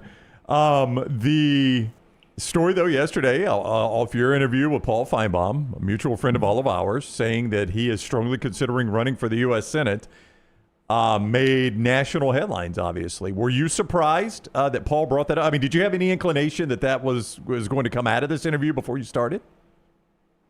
Yeah, I mean, I knew that he was considering it because we had talked about it, kind of behind the scenes. I didn't know to what extent he wanted to get into it. So I knew that, that he was looking at it and contemplating it, and I wasn't surprised, but I didn't know, all of the specifics of the details that were going to come out for sure. So, to each their own. Whatever fulfills your being and whatever completes your legacy. I just don't understand. Look, and you're very obviously involved in politics. But when you're already an established guy like Paul and you're making a good 7-figure wage and you're talking football and sports and there's not a ton of pressure to your job, why would you want to take on a political position? I mean, I think you would go to the answer that he gave, which is in the wake of what he saw happen to Charlie Kirk, sitting around and talking about football feels insignificant given the challenges in the country today. And I can't speak, entirely for him, but I think at some point in time, if you've got enough money, right, and you've reached an age where you look around and you say, okay, I'm not going to spend what I have now, and you feel, I mean, look, I asked him, I mean, I think it's up in the interview. He could be Lee Corso, right? He could keep doing college football games until he's 85 or whatever, 90, whatever age he decides, hey, I'm not going to be able to continue to travel and do this. And he could do that all the way for the rest of his life. It doesn't sound to me like that's what he wants to do. So, there's a luxury in having enough success that you can do whatever you want. And it's not necessarily a luxury that a lot of people are able to ever reach. I think he's reached it. And so this is, I think he's going to run. Now, maybe he changes his mind. But I think if you go listen to the full hour-long conversation that is up, LT, we talk about when you did the show from the strip club in Atlanta, and some of the early hits that I did with Feinbaum back in the day. So I think some of your listeners will really enjoy it because it's a little bit of a walk back in time. But I think that's where he is, and I do know that he was super excited to move back to Alabama. He didn't necessarily love Charlotte, and he feels like this is something that he may well do. He says in the interview that he and Bruce Pearl had talked about it a lot, and when Bruce Pearl decided that he was not going to run, that really got Feinbaum thinking about it in earnest. Kevin, who listens to our show, had texted me right before you came on saying, listen to the whole interview with Paul and Clay. It is really, really, really good. So compliments to you. I'm just going to play the other side of the street. But first, I want to point out, a couple of people have said, a sports guy in the U.S. Senate, we don't need that. Paul's much more than that. He's well-read. He's a compassionate, smart individual. I have no problem with Paul Feinbaum, who is a sportscaster, a sports journalist, being in the U.S. Senate. Well, I think he's smarter than most of the senators who are there. Jesse Ventura was a governor. I would sign off on the fact that he's smarter than a lot of the people. He is a high IQ. Now. He's too smart to be a sportscaster, first off. Yeah. Tommy Tuberville's about to be your governor and is your current senator. Yeah. So, where are you going to draw the line? I mean, I guess he's unhappy with everybody but Katie Britt, who's representing the state, I guess. Married to a former Alabama player, by the way. So. But I'm gonna just play the other side of this. Just asking, because you just said you think this, and I want to play this out. You get a lot of publicity right here for this, and that's good business for Paul Feinbaum LLC too. So you do not think this is a publicity stunt that he will carry out until the 11th hour and then back out. You think there is a good chance that he actually steps up and runs for the U.S. Senate? I mean, I asked him that in the interview. So, I mean, you don't have to, analyze my analysis of it. You can, I said, some people are going to say fairly or unfairly, this is a negotiating tactic, and ultimately this is going to lead to you just getting a raise. I think if you go listen to that, he threw some pretty good elbows at ESPN. So, again, I would encourage people to go listen to it. You guys can play some of the cuts. I mean, in particular, he said that Trump had agreed in 2019 to come on his show before the LSU-Alabama big, 1v2 great epic game that took place in Tuscaloosa that Trump attended. And at the last minute, with him already booked at the White House to do the interview, ESPN said no. And then I said, well, they seem to have interviewed Barack Obama quite a few times. And he said, yeah, Andy Katz went there every year to let him fill out the bracket. So, again, I don't think this was the kind of interview you would do if you were looking for leverage to try to sign a contract. And he says, look, if I wanted to, I could leave and go to another sports media company. This is not about that. And so I would suggest if you're looking for leverage, sometimes you see those stories leaked to where so-and-so's contract is up and he or she is talking to X or Y. That to me is a leverage play. I don't really think this was a leverage play. Now, could it be a power play? Yeah. Maybe, because you go from being one of, I don't know, what does ESPN have, 5,000 employees, which you can be important at a company, but they can think they can replace you, to being potentially one of 100 senators. I mean, Disney would, the power imbalance there shifts in a hurry from, Disney has a lot of control over Paul to Paul has a lot more control over Disney. So maybe it's a power imbalance, but as soon as you don't run, that power imbalance is gone. So anyway, I always say, don't listen to me. I asked the questions, he gave the answers. If you're curious about any of this, go listen to the full interview and make your own determination about what you think. Well, Clay Travis is with us on the Alexander Shinora Trial Attorneys Hotline. The money behind Paul doing this is Republican money. Otherwise, he's wasting his time in this state. So I will ask you, and all four of us in this conversation have known Paul for 20-plus years.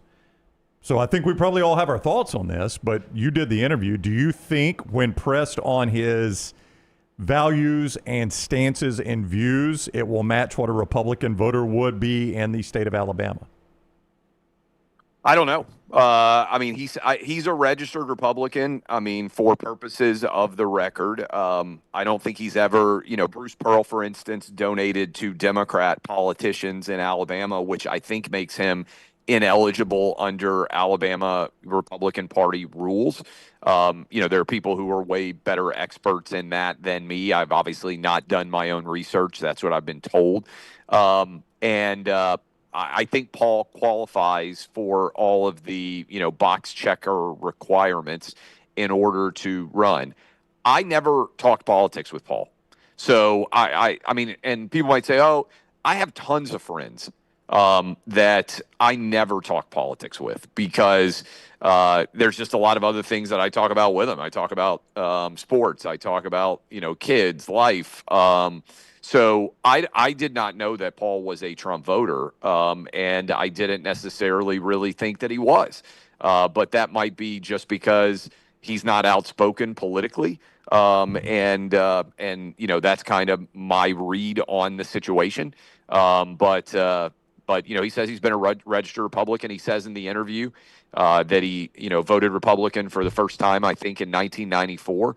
And when he told his mom, she hung up on him, which is a pretty funny story. And his dad had passed, but his dad would have done the same. And so it sounds like, maybe Alabama has impacted him politically in ways maybe that people didn't anticipate. So you can go listen to the interview again. I come back to it, but I think ultimately that would be for Alabama primary voters to decide. And look, if I were running Paul Feinbaum's campaign, which I am not, I would tell him just to have college football parties around the state, and I think he'd probably win. Yeah. I don't know that the average voter in any primary is dialing down. I know there are some that are, the red meat of the particular issues. I think most people, look, Alabama voted for, what was the guy's name? Doug Jones. Doug Jones managed to win an election, and he's a Democrat. Yeah, that's only because the Republican got tagged with about the most salacious story you could get tagged with. I mean, that was totally. That was the biggest outlier ever. But I get it. But I guess my point on that is, a Democrat was able to win 10, 15 years ago in Alabama, and I get it may have been an outlier. I think Feinbaum's celebrity, he would win overwhelmingly. And I would, circle back again. Donald Trump was a Democrat for most of his life, and he's the most popular Republican in the state of Alabama. So I think if you're right on the issues now, I don't think people get that fired up about the past, to me, in my experience. And I just want to make this point before LT moves to a different subject, so no reply needed, but I think we all agree. Damn Fine Soldier writes in and says, anyone that would give up what he has, Feinbaum with $1 million contract plus, to run for office should be admired, and whether you're a Republican or Democrat, good people in office is what we need. So I echo those thoughts. If he does choose to run, hats off to him. We need good people in office. LT? Clay, to the games. I know you're high on this Vanderbilt team. I am too. I never saw last year coming when Alabama beat Georgia and then goes to Nashville and they lose that game. But Vanderbilt now 5-0 for the second time in 80 years. They've scored 30-plus in all 5 games. First time they've done that since joining the SEC in 1948. If you look back, the last 4 times these two have matched up, Alabama on average has been a 28.5-point favorite. They're in Bryant-Denny, and they're only laying 10 right now. Yeah, I saw that. And I made this point to these guys yesterday. How many people right now are going 3-team teaser, Alabama at a pick at home against Vanderbilt, who beat them last year? It is in play that Vanderbilt beats them in back-to-back years. Where are you on this game on a Tuesday before we kick it off on a Saturday? I like the over. I don't think Vanderbilt is very good defensively. This is, in terms of looking at Vanderbilt as a top 25 team, right?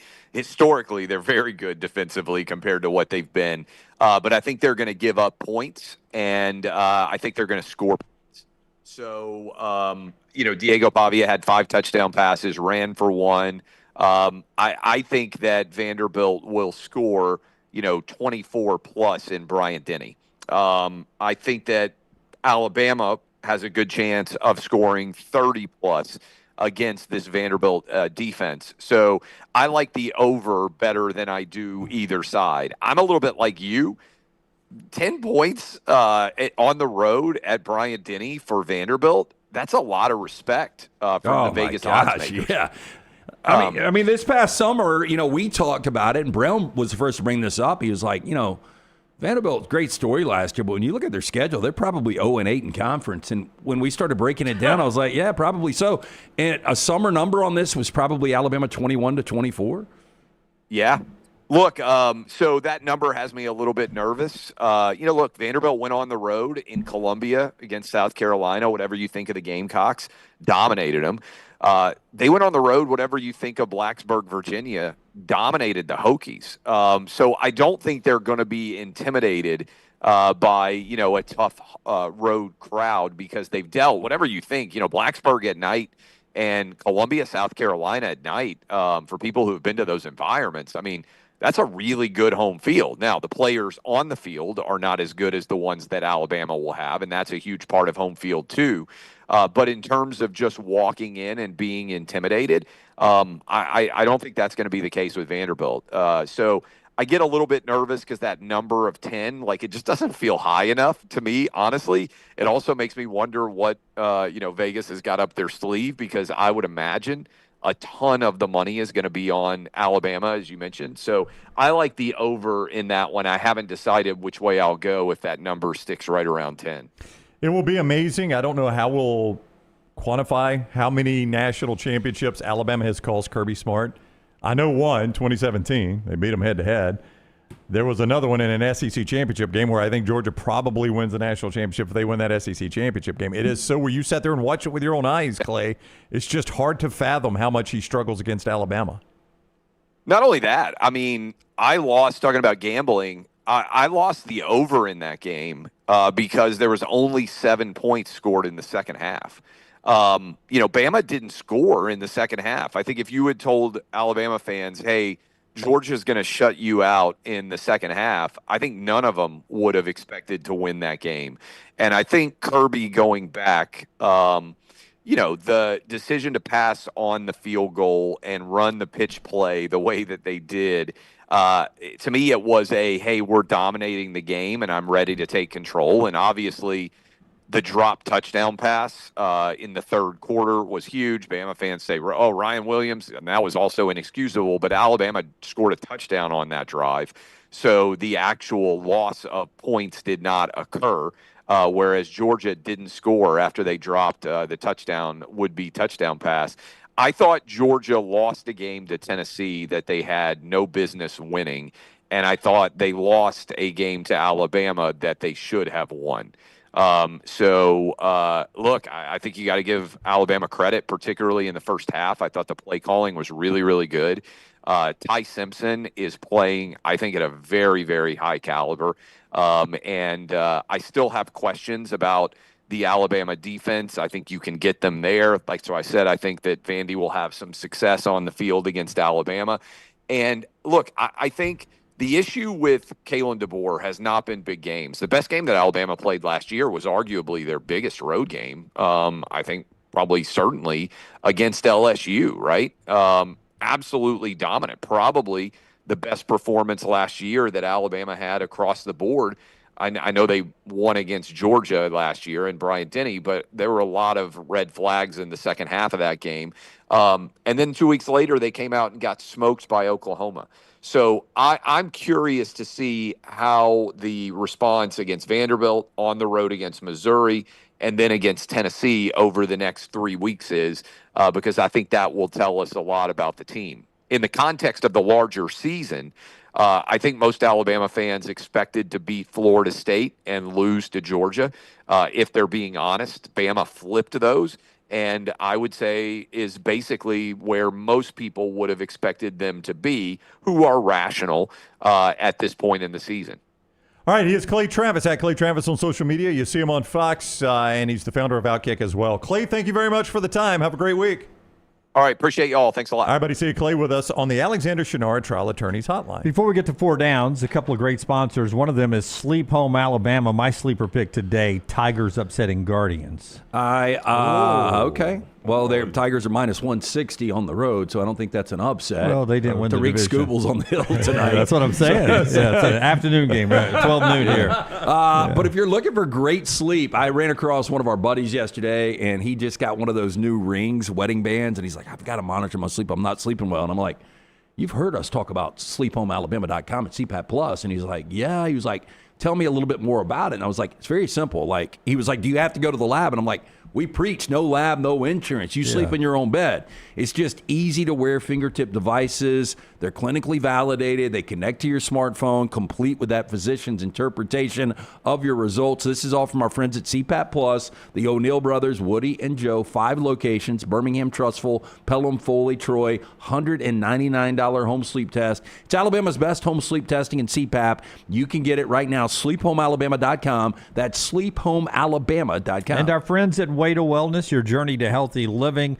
I'm a firm 170, not firm, but I'm a 177, a soft 177 today after a trip to Athens where I had the best bananas Foster French toast on Sunday morning when I woke up. Bananas it Foster. had a whole banana sliced in half, and it was caramelized on top with that little bananas Foster sauce. It was and a pile of bacon on the side. It was delicious, and I'm still 177 thanks to Way to Wellness, your journey to healthy living. They let you stay on plan. They'll help you lose weight, and then a lot more different varieties of ways. No cookie cutter plan. The website is aplanforme.com. Planforme.com. I use these protein bars to keep from bad snacking. They have a variety of different things, including injection therapies and a lot more to offer you right there. It's our friends at Way to Wellness, your journey to healthy living. Let's do 4 downs now, LT. First down. Oh, 1 second here, Jeeves. Upset alert coming up in the next segment. Okay, bigger surprise through 5 weeks. Kind of tease this one. Vanderbilt or Virginia? Vanderbilt 5-0 for the first time. Most people around here are going to say Vanderbilt because they pay attention to Vanderbilt. They don't pay attention to Virginia, and Friday night was the first time they had seen Virginia run a snap all year long. Maybe in 3 years. And maybe in 3 years. So I think most people around here are going to say Vanderbilt. But you kind of got a hint of that last year with Vanderbilt. I don't know that we got a hint of this last year with Virginia, did we? Yeah, you're saying it. It's Virginia, yeah, man. I think Virginia it is. came from, I mean, I just said it. Tony Elliott was 11-23 coming into the season. Yep. And now they're 3-1 and ranked. Oh, Vandy was pretty good last year. Look, and a massive win in double overtime in Charlottesville this past Friday night, but now they go to Louisville. And, you know, this is one of those, if you can back this up, which I think they're going to be right there in this game with Chandler Morris. And Chandler Morris, 3 turnovers this past Friday night, and they still found a way to win. He cleans that up. This is a Louisville team that was down 17 to Pitt, and they came back and won that game. But I think Virginia's got every opportunity to win this game. And if they do, then people are going to start to say, like, the winner of this game and the winner of Florida State-Miami, that looks like collision course for ACC championship. Yep. I mentioned that yesterday, but you got to factor in Georgia Tech somewhere there. But schedule looks pretty good for Virginia if they get by Louisville. Yep. Absolutely. Second down.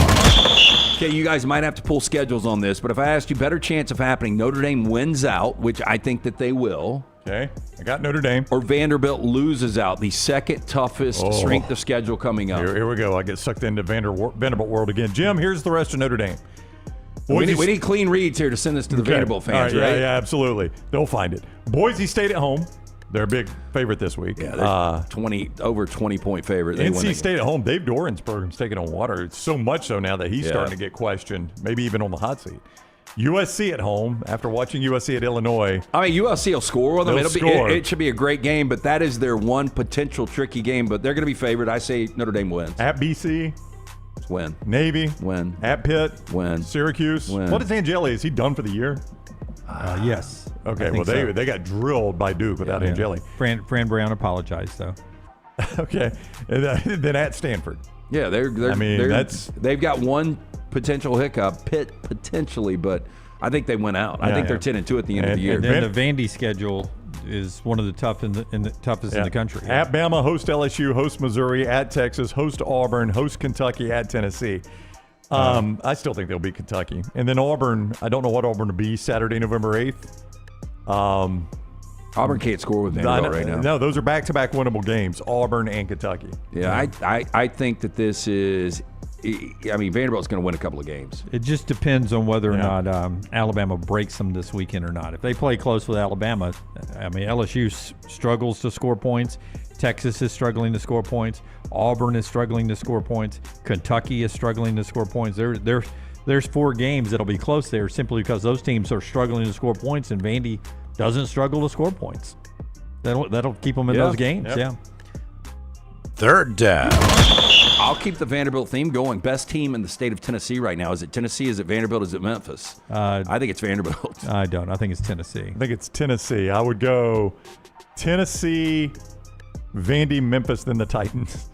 I think it's in the order you gave it. Tennessee, Vandy, Memphis. We may see Memphis and Vandy in a bowl game. I don't know. Yeah, I would go Vandy very close with Tennessee and then Memphis.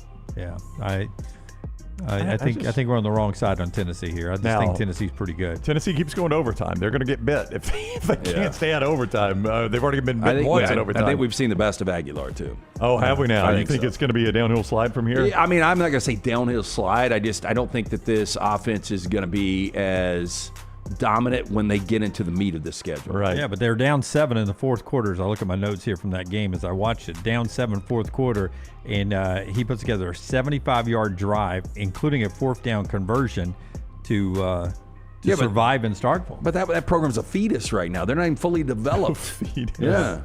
It's tough going on the road in the SEC, though, I Lance. get that, but I'm still saying that's a game that, with that offense, you're down 7. You should go down and score. Yeah, he passed for 335 yards. Yeah,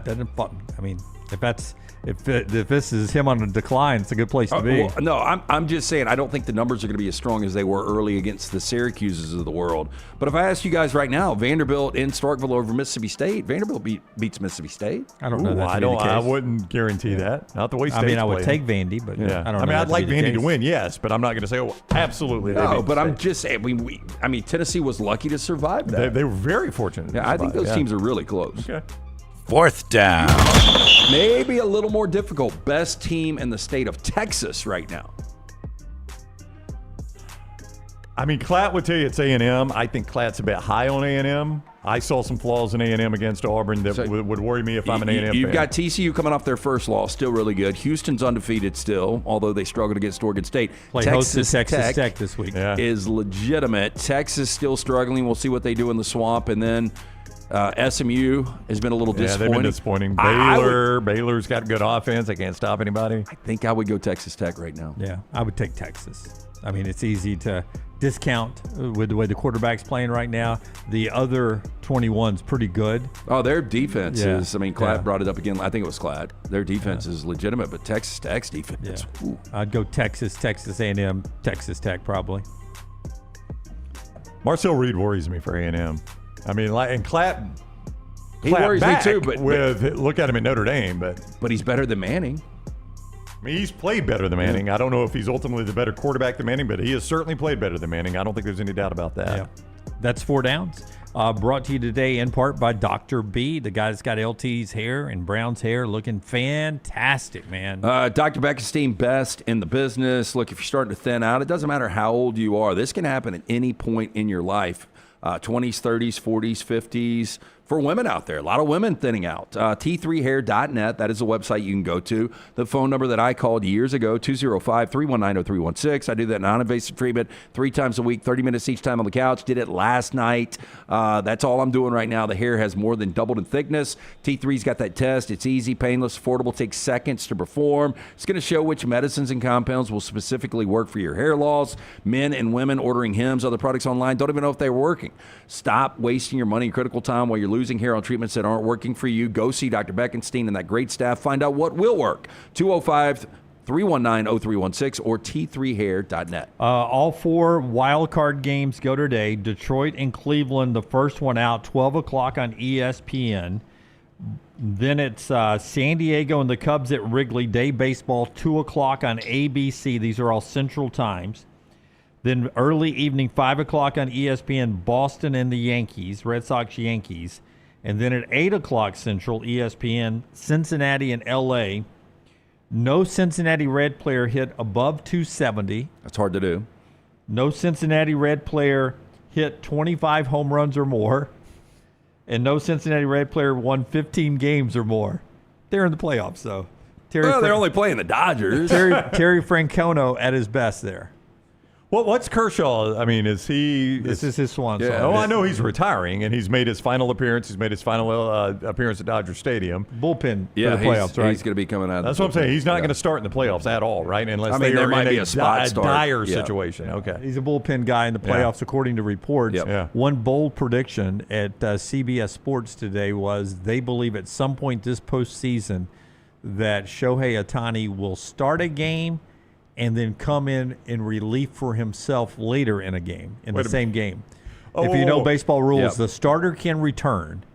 No other pitcher can return. But in baseball, if you start the game, you can go to the bullpen and then come back and relieve. Well, we got to thread a needle there that he's not pitching well enough to continue as a starter, but now that he's rested, let's bring him back in. I've seen it happen, I think, once or twice in high school baseball, but that's a bold prediction That is a from bold CBS prediction, Sports that he will start and relieve himself in a game. Maybe they may go to the bathroom. He's going to relieve himself. I need to do that right now before Upset Alert because I get so excited I can't hold it. Upset Alert. When we come back, we will do that. The show being brought to you by Urology Centers of Alabama. Speaking of you can't hold it. Early detection. So important, guys, in all seriousness. When it comes to prostate health, Urology Centers of Alabama, 16 great locations, 205-930-0920, urologycentersalabama.com. The best urological care in Alabama, in my opinion, for over 70 years now.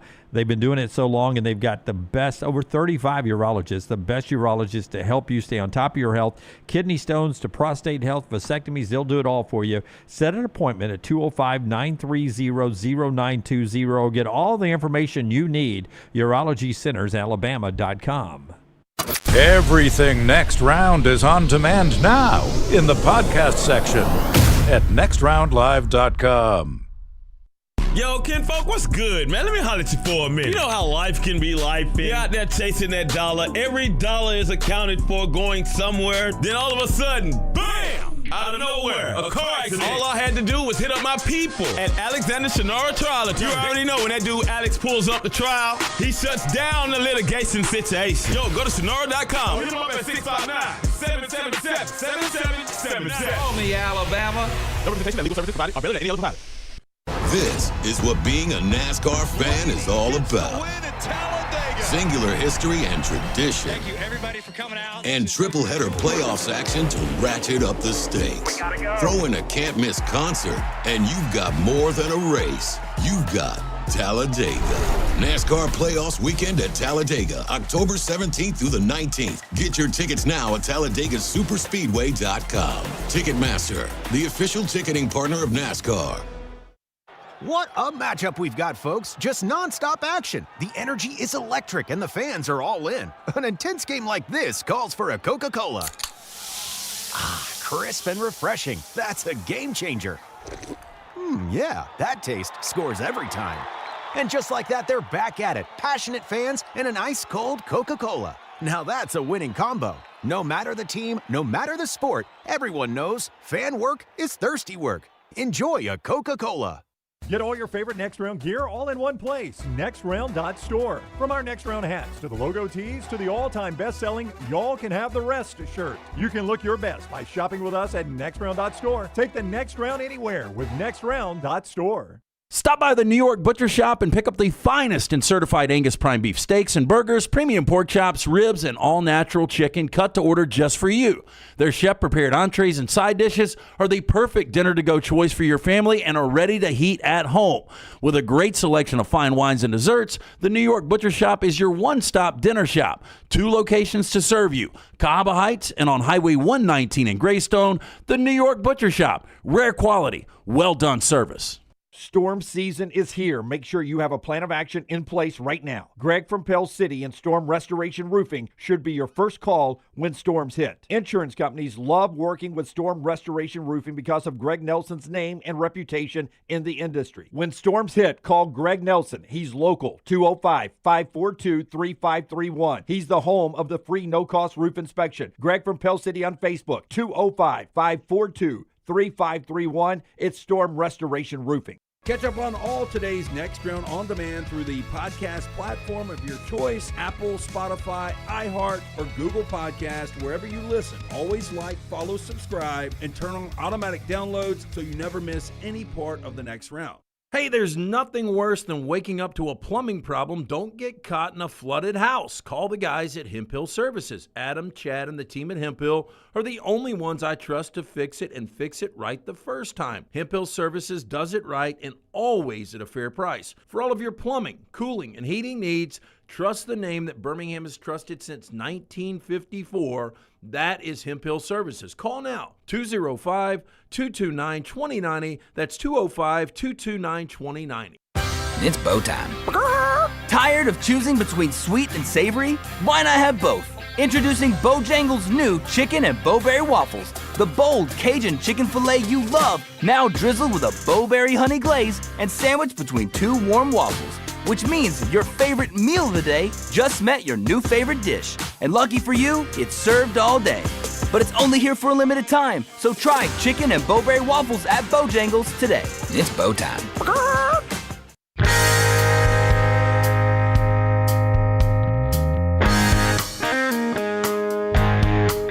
Back with you on the Next Round, Vandy, Alabama College Game Day this week to show you where we are in the college football world.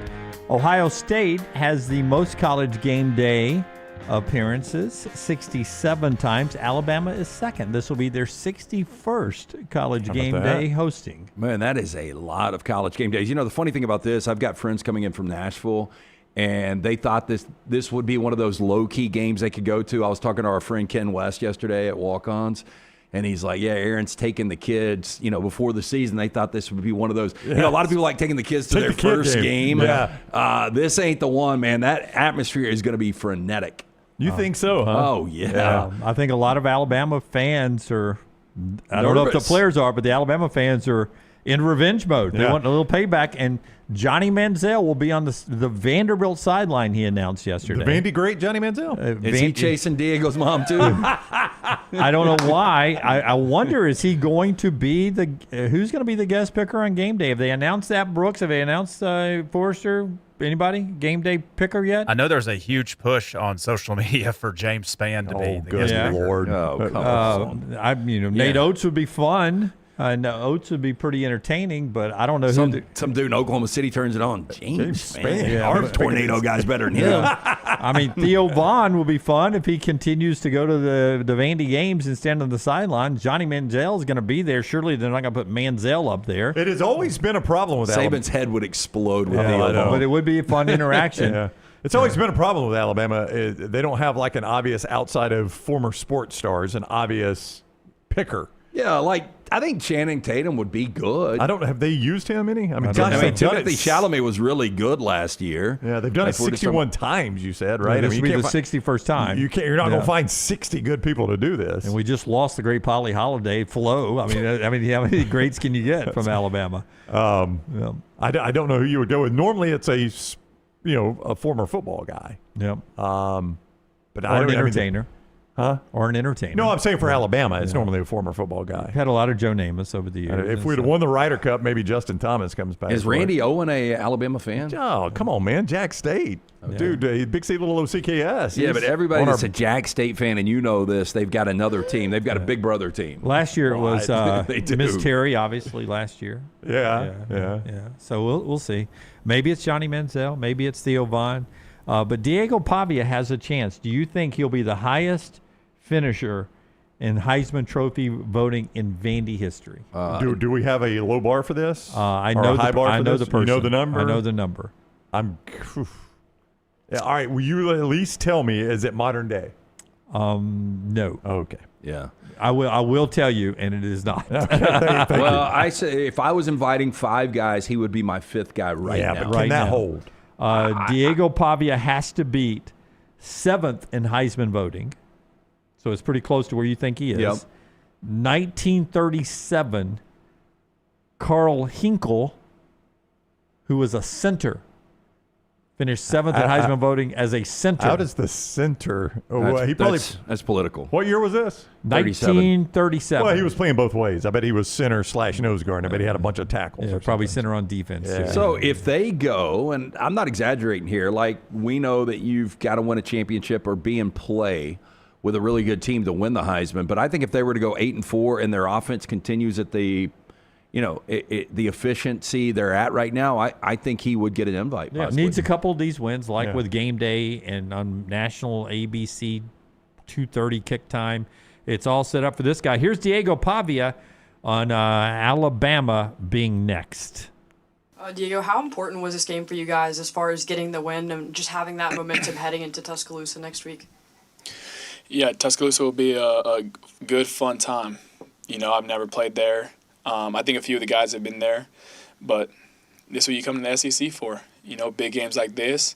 So we'll be really excited to go down there and check them out. Yeah, very careful answer. No bulletin board. No. He's never lost to a state team in the state of That's Alabama. True. That's right. 2-0. And he would become the first quarterback to beat Alabama since before Saban got to Tuscaloosa back in 2007. The show being brought to you by our friends at Central State Bank. Tell us about Central State Bank, Brownie. It is the bank that is big enough to meet every single one of your needs, but also small enough to know you're a great community bank for more than 100 years. Central State Bank has built trust by staying true to what matters. That's personal service, local decisions, and lasting relationships. Proud to be large enough to serve you. Proud to be small enough to know you, rooted in community, driven by relationships. That's what you get with Central State Bank, member FDIC. Hey, and people are driving around right now. Hey, I've got to meet Bob for lunch. Where are we going to go? Go to Twin Peaks, home of the 29-degree draft. Come on, Bob. Bob loves Twin Peaks. Nobody's going to judge you for drinking a 29-degree draft. It doesn't matter what time. Whenever they swing those doors open at Twin Peaks, no one does happy hour like our friends at Twin Peaks. Whatever your preference, they've got everything from the tequila cocktails, extensive bourbon category, top-shelf spirits, cocktails, served over the ice balls. Again, Twin Peaks girls running around in 3D, serving those 29-degree drafts up. If you're looking for a place to watch all the Major League Baseball starting at noon today, make it Twin Peaks. I'm sorry, my Adobe crashed right as you started the read. Oh, no. Okay, so The I'm going to have college to football spotlight. get all the files back on my computer. How long does that take? A few minutes. Few minutes? Yeah. Yeah, don't worry about it. Well, I just hit a button. Time for our spotlight today, brought to you by our friends at Shannara. Alexander Shannara Trial Attorneys, they bring you the Shannara Spotlight every single day. We're going to do Upset Alert today and our Shannara Spotlight. Listen, Alexander Shannara wanted to make certain he took care of his community, which is Birmingham, Alabama. More than 24 years, the community has been home. The Birmingham community has been home to his firm. They've grown in that time to more than 150 lawyers, supported by more than 500 dedicated team members. And they've recovered more than $2 billion, maintaining Alexander's core values: integrity, mastery, passion, and success. When you find yourself in need of a lawyer, Alexander Shannara Trial Attorneys, you pay nothing unless they win your case. Shannara.com, Shannara.com. Did Forrester's, at least a little fanfare, my favorite segment year-round. Thank you, At least Forrester. it wasn't a complete disappointment. At least thank you for having your Adobe in working order. Thank you, Forrester. Yeah. It's not Tyler's fault that it crashed. Is his microphone working, Tyler? I feel like you're blaming Tyler. Tyler says, hello, boss. No, it's not Tyler's fault that his Adobe's not working. Is his mic working? Can I hear Forrester? Hey, Jim. Hey. Can you give me the standings on this? Everybody. Hey, everybody. Tyler. Can you give me the standings on this thing, man? Who's leading the way I have now? the technology. Amazing that we've had 9 outright winners. Look at that. 6, 8, 9. I counted right. 9. Forrester still leads the way. 49.5, 47.5. 32 for me, LT at 22.5. Brooks has gone back-to-back weeks How with about covers. He's the only one without an outright winner, but back-to-back covers keeps you in the game there. And the way you play, it's probably a good time to show anybody the rules sheet, too. You got the rules sheet, too, Forrester, as you give you time to pull this up here real quickly. We steal this straight from the Superdogs. Minimum spread, it's got to be 4.5. 5 points for the cover. 5 points for the spread. For the outright win. 5 points plus the spread for the outright win. That's how we get to this. And Brooks, why don't you start us off, man, since you have sucked the most. All right. Wow. The hazing has not stopped. It has not. Here. I just celebrated my first month as an employee, and Jim is still hazing me about upset alert. So it's what Tyler's been here for years, and he's still hazing him. It's what guys do, man. It's what guys do. I am going to go with ULM this week. They play at Northwestern. They are a 10.5-point dog. Northwestern got smoked by another team in Louisiana earlier this year, Tulane. And ULM, I think they ran into a buzzsaw against Alabama. That's no indication of the football team that they are. And I think I'm going to take them on the road to at least cover. I hope they went outright, and I think I did a pretty good job on my logo. Oh, that is a good logo. That is a really good logo. Nice work on the ULM. Yeah, very well done. That is I mean, even at this distance, that is good. What points are you playing that at? How many are you getting? 10.5. 10.5. That's a skinny number for a Sun Belt versus the Big Ten. LT, you got thoughts on ULM? Our friend Bryant Vince has done a really good job with that program. Yeah, 73-0 aside. That was a pretty bad day. I mean, you kind of expect that. Yeah. Northwestern's awful. They really are. I mean, it's not hard. much more to say about it. I had not looked at this game at all when Brooks just said they were only a 10-point dog. And how does this game get scheduled?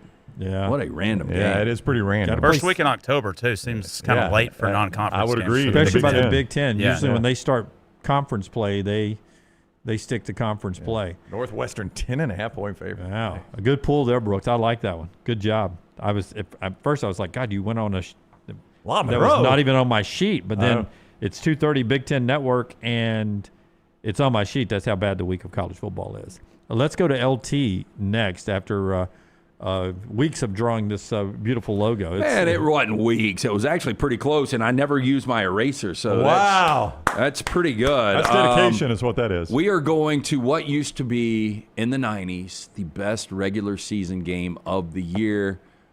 Miami heading to Tallahassee to take on Florida State, 6:30 ABC. I like those Seminoles plus 4.5.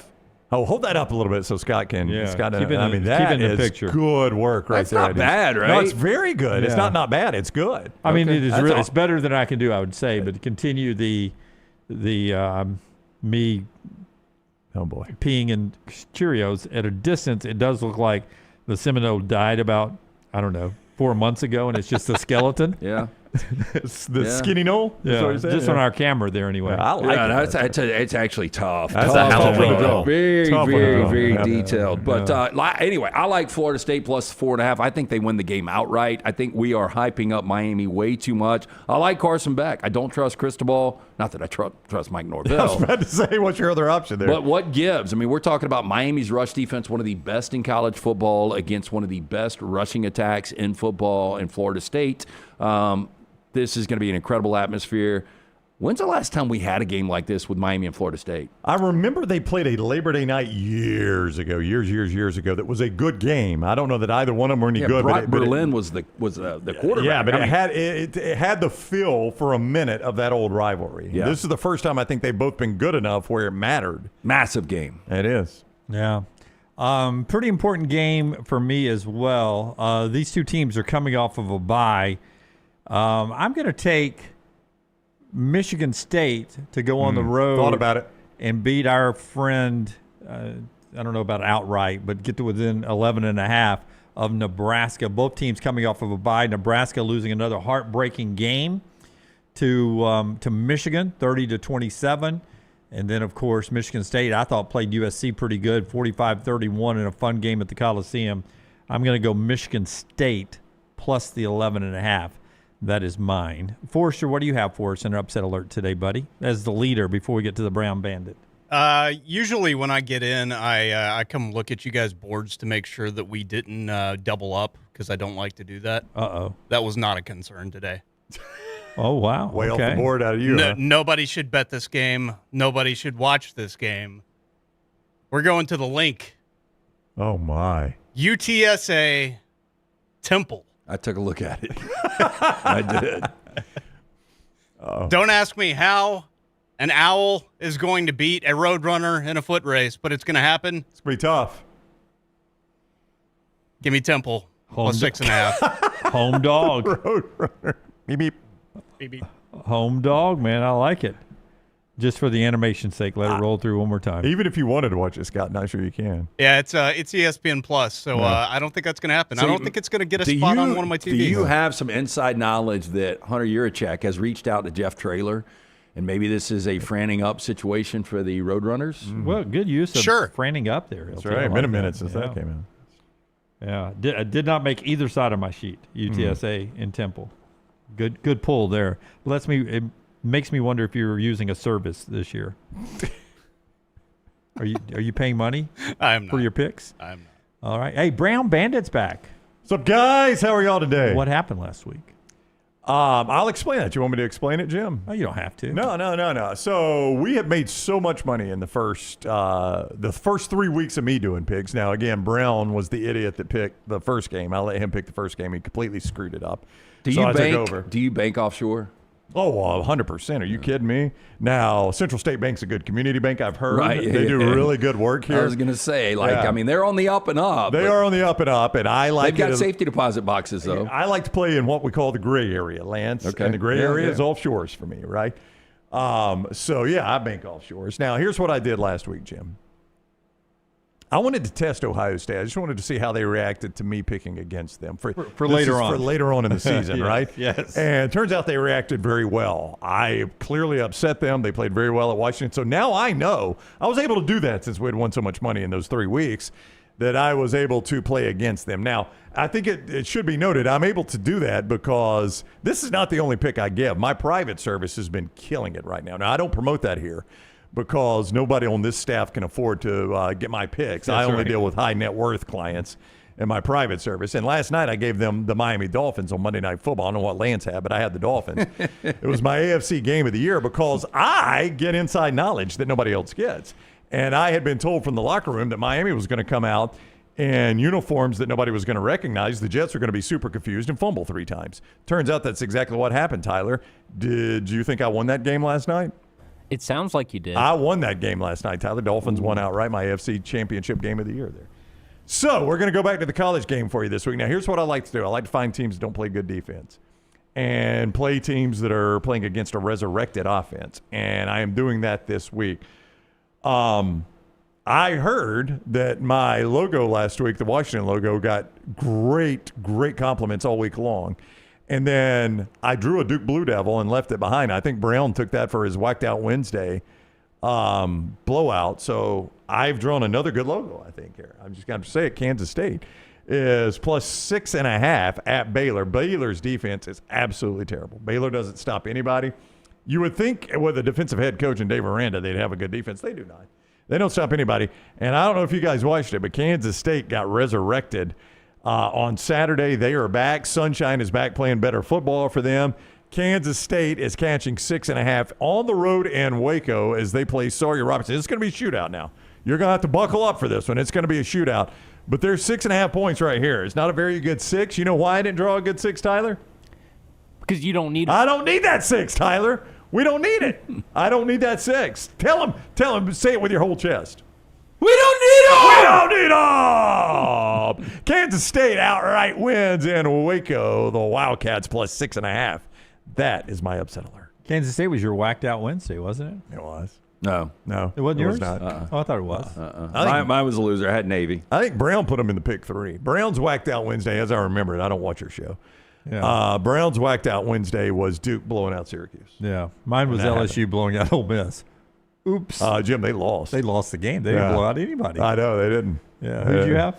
I had Navy. I went all day long thinking you had Kansas State. I was like, Whacked Out Wednesday. No, I said Kansas State was going to dominate, but I didn't play. I know guys that have been whacked. Yeah. I mean, that's another story for a different podcast, probably. I'll tell that to Clay in my interview on Outkick. Whacked Out Wednesday tomorrow. We're going to try that again tomorrow? I'm fine with Sure. it. You want me to leave Brown a pick like I did last week? Yeah. I gave him Duke last week. Why not? All right. That's our upset alert today. So we're playing La Monroe plus 10.5, Florida State plus 4.5, Michigan State, the biggest number, plus 11.5. I thought my Spartan was pretty good for Jim. Looks good on TV right now. Temple, that's a good drawing. Temple plus 6.5 with AI animation, and Kansas State plus 6.5. That is our upset alert. Don't forget you can play our pick 3 nextroundlive.com coming up on Friday and Saturday before the kicks on noon Eastern, 11 Central on Saturday. Nextroundlive.com.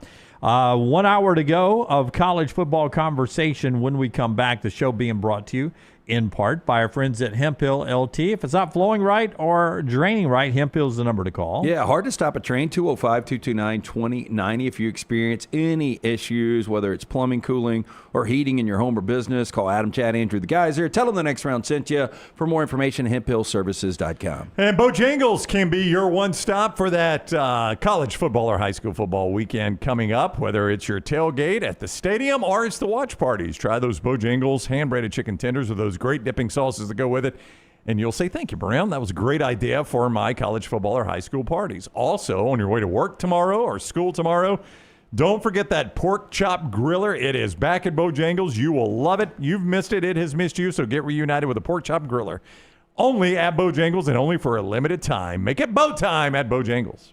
Follow Dunaway on Twitter and Instagram at Jim Dunaway.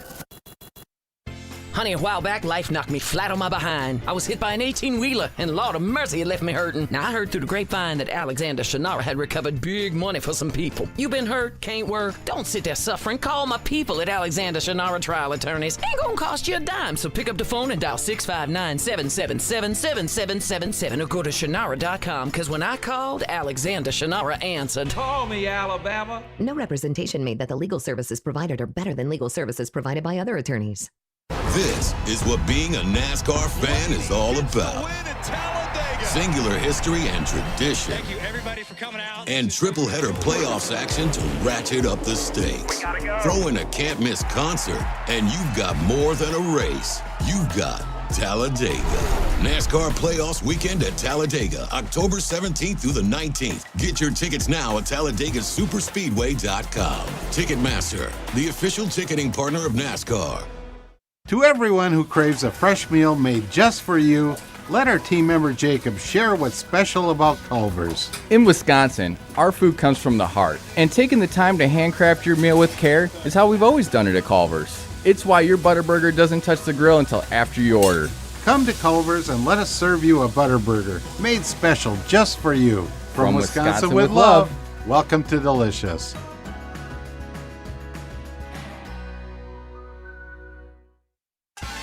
What are you waiting for? It's non-stop gaming action at Birmingham Racecourse Casino. Come play more than 900 of the latest and greatest games around, featuring fun bonuses and big jackpots. You can wager and win on horse and greyhound races from all over the world. There are more ways to win at Birmingham Racecourse Casino. Birmingham Racecourse Casino, located off I-459, exit 31, Derby Parkway. Must be 21 or older.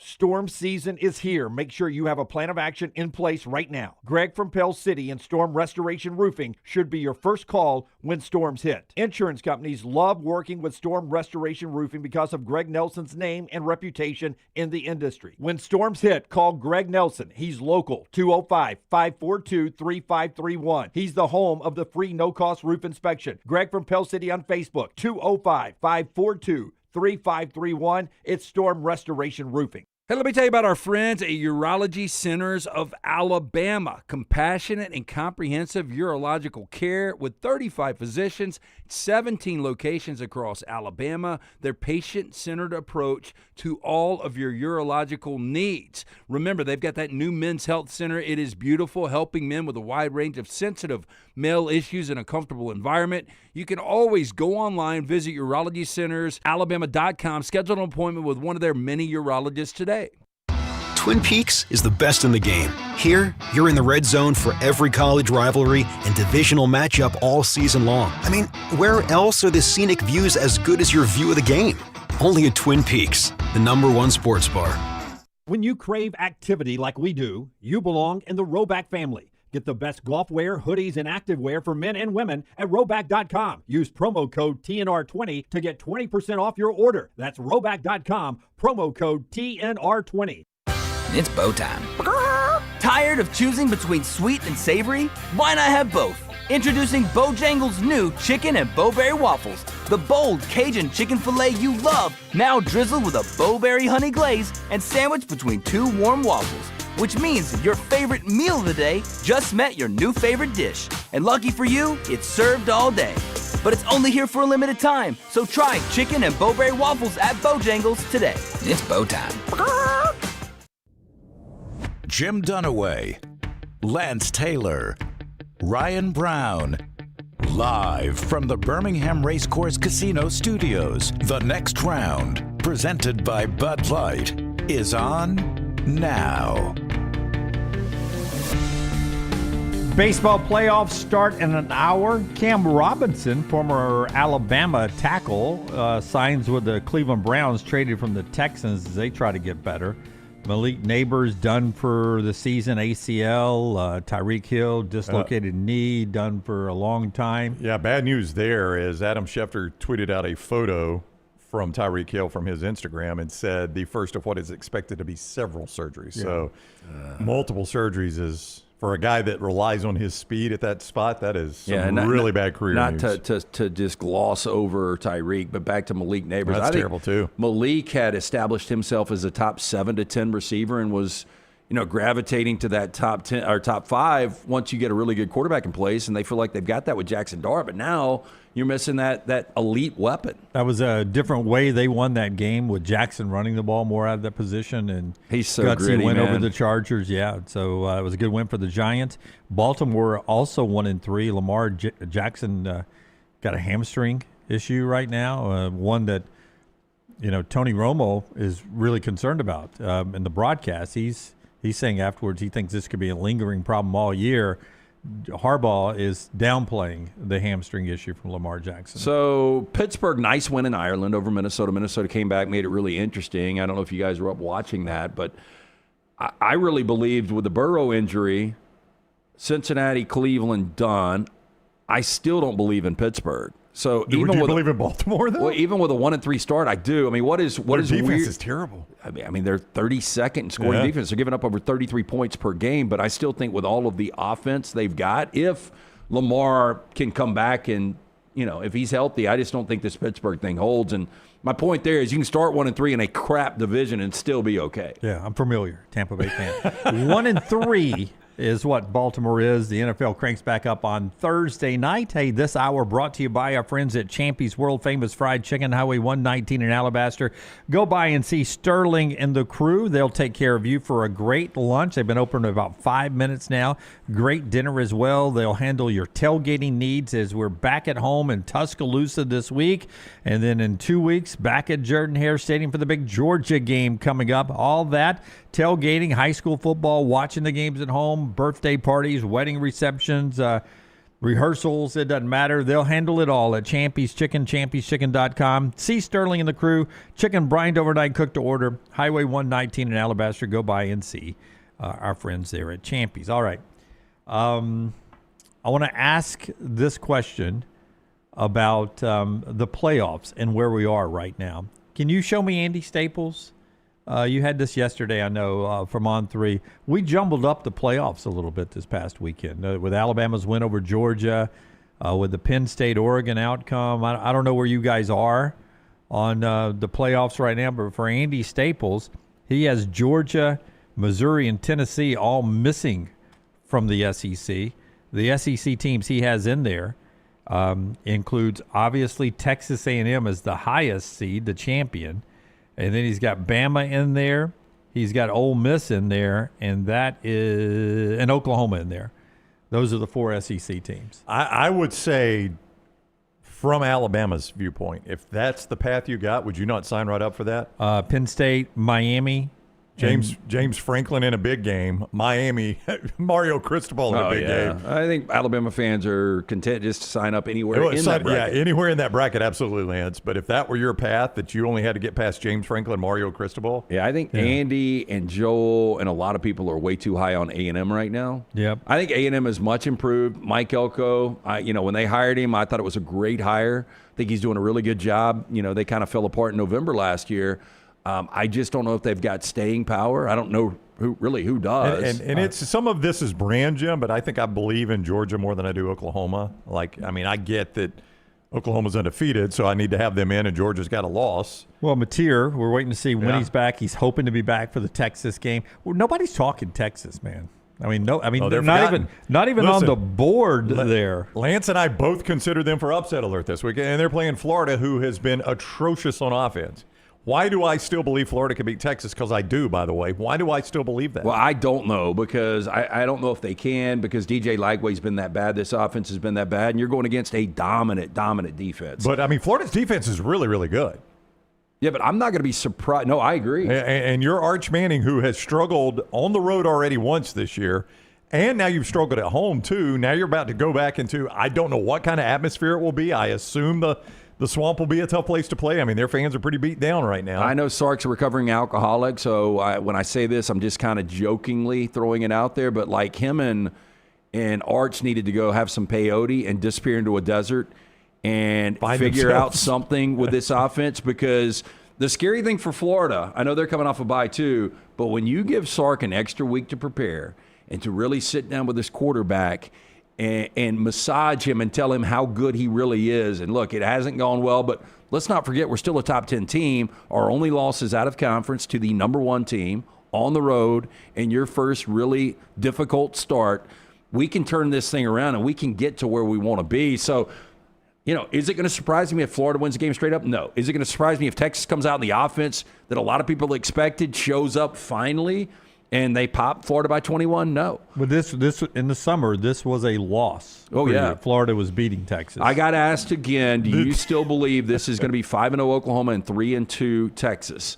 I did not foresee Florida's offense being this bad. So it's probably not going to play out like that. Florida coming off a bye, too. I don't know if that helps on offense. I mean, Billy Napier is still calling plays after the bye, right? Yeah, he's still the coach. Yeah, I mean, so I don't know if that's going to help Florida's offense. I didn't get to read the whole interview. Typical me, read the tweet, not the interview. DJ Lagway apparently said the offense is about to pop, which... He didn't say that out loud, did he? He did.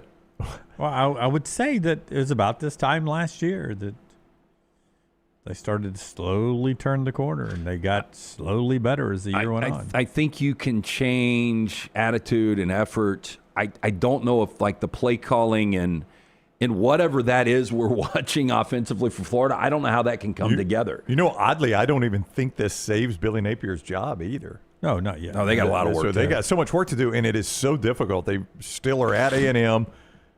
Neutral site Georgia, at Ole Miss, Tennessee. I know their end is at Ole Miss, Tennessee, and Florida State. That is so brutal. I know you agree with me on this. Like Billy Napier, for whatever reason, we're pulling for this guy. But I talked to hard to find, Louisiana Lafayette fan yesterday, and just talking to him about Billy Napier. And he's like, that guy could have run for governor. Like, everybody was behind him. Everybody gravitated towards him. They thought he was like the ultimate ambassador for that program. And he's like, I'm just shocked that this hasn't gone well. And, me too. And you just wonder if this is, and look, I understand and this is where we get hypocritical and I contradict myself because I think Hugh is in a lot of trouble. But is this a Florida situation where you give him a little bit more time? I mean, their schedules have just been crazy, but you can't really excuse what's going on offensively. But the problem is the schedule's never not going to be crazy. Like, if I just say, well, that's where we are in the SEC. That's what I'm saying. Right? Yeah, I mean, moving forward now with a 9-game schedule, do you think it's ever going to be any easier? Probably not. Probably not. So, like, if my guy can't cut it because the schedule's tough, then I need a new guy. Does 6-6 does it save him his job? No, I mean, but you understand at 6-6 what he's got to do. Yeah, they'll have some upsets. I want to continue this conversation after we tell you about a couple of great sponsors. As you see the Florida schedule there with what's coming up, it's a monumental schedule. The biggest buzz out there that I heard people talking about it again yesterday on Sirius XM, Nicole Auerbach and others, after you hear from our friends at Company Distilling, LT. Hey, big news, Alabama Company Distilling now available at ABC stores across the state. If you've been waiting to try a whiskey that's as good as the company you keep, this is your moment. Find your bottle. Learn more at companydistilling.com/Alabama. You see that QR code. We're going to send you to a landing page. We've got some really cool giveaways coming up. We'll give you more information on that once we tighten it up and we've got all of the details. But we are going to be having a really cool giveaway from our friends at Company Distilling. Please enjoy responsibly. Pick up a bottle today. I've got the maple and the apple. Fantastic new bourbon in Alabama. It's also available in Colorado, Florida, Georgia, Missouri, Oklahoma, South Carolina, Tennessee, and Texas. It's Company Distilling. And if you want to look great going to the stadium, watching all the games this week, this coming week, the next few weeks, or if you're out on the golf course, you're on the local waterways, you're at the beach, Man, does Breakline Optics look great at all those places. And Breakline Optics is a Birmingham company that is operating nationwide, but they're developed by people that love playing golf and being on the lakes and the beaches. And they've built glasses that are not just durable, but they're going to withstand the elements that you encounter when you're out at places like that. I mentioned how durable they are. Scott is showing a video of us in the parking lot behind our building trying to break the lenses with a mallet, hammering it into asphalt. We couldn't break them. That's the kind of glasses you're getting with Breakline Optics. And right now you can save BreaklineOptics.com, code TNR30. Go see all their options at BreaklineOptics.com, code TNR30 to save 30% on your glasses at Breakline Optics. They look great. They feel great. They're built to last. BreaklineOptics.com, code TNR30 to save 30%. Real quick, On 3 is where Lagway said that, to give them credit. It's behind the paywall, but the word pop is in quotation marks, so he said their offense is about to pop. Love our friends at On 3 Sports there. On Sirius XM, Nicole Arbach, Roddy White yesterday, and I think Roddy brought it up about, I've heard this rumored a couple of times. There's some big Florida booster in some setting had basically made it sound like Lane Kiffin is a done deal to Florida after Billy Napier is fired. Do you think he would leave Ole Miss for Florida? No, I do. Why would you? Oh, I would. Why? This was exactly their discussion yesterday. Where's Ole Miss? You got the poll over there. Where's Ole Miss ranked? Ole Miss is ranked higher than Florida. By the way, but number 4, much higher than Florida. Yeah, one is ranked, one isn't. With a backup quarterback. I mean, if you can do this at Ole Miss, and you say this all the time, this is interesting because I want to hear your rationale on this. You say this all the time about he's doing it at a place where they'll build a statue versus going to a place where you're operating in shadows of guys like Spurrier and Urban Meyer. So why do you think that would be different with Kiffin? Because I do think there's a ceiling at Ole Miss. We've never seen it. We saw it in the 60s, the early 60s, Ole Miss winning championships. I don't think they can. And look. To your point is, to sustain a roster, easier to recruit at Florida than Ole Miss. Yes. And look, and I think things have gotten better, and a lot of that is to the credit of Lane Kiffin. But let's see where he finishes. We've seen Lane get off to some hot starts before. Oh, you're so good right here. And I have it written down. Kiffin corner. Yeah, I really wonder where this thing's going to end up. I personally believe they're the second best team in the SEC right now. Where they will be in November, we shall see. But we've seen him lose some unexplainable games down the stretch. Only 2 where he'll likely be dogs at Georgia and Oklahoma back to back. Yeah. But beyond that. But where's the other one? Where's the other one? But back to my point, even if they are to get there, what are the chances? Like, you have got a blueprint on coaches that have won national championships at Florida. It's a bigger brand. Lane Kiffin's got a massive ego. I just believe, look, Ole Miss has done him right. He was flirting with getting out of there, 3 years ago? Yeah, to go to Auburn. Last year to Auburn. I think Florida's one of 3 years ago. I think Florida's one of those destination jobs, and I'm not saying Ole Miss isn't. Again, he's made this a really, really good job, but I just believe Florida's one of those 5 to 7 jobs it's really difficult to say no to.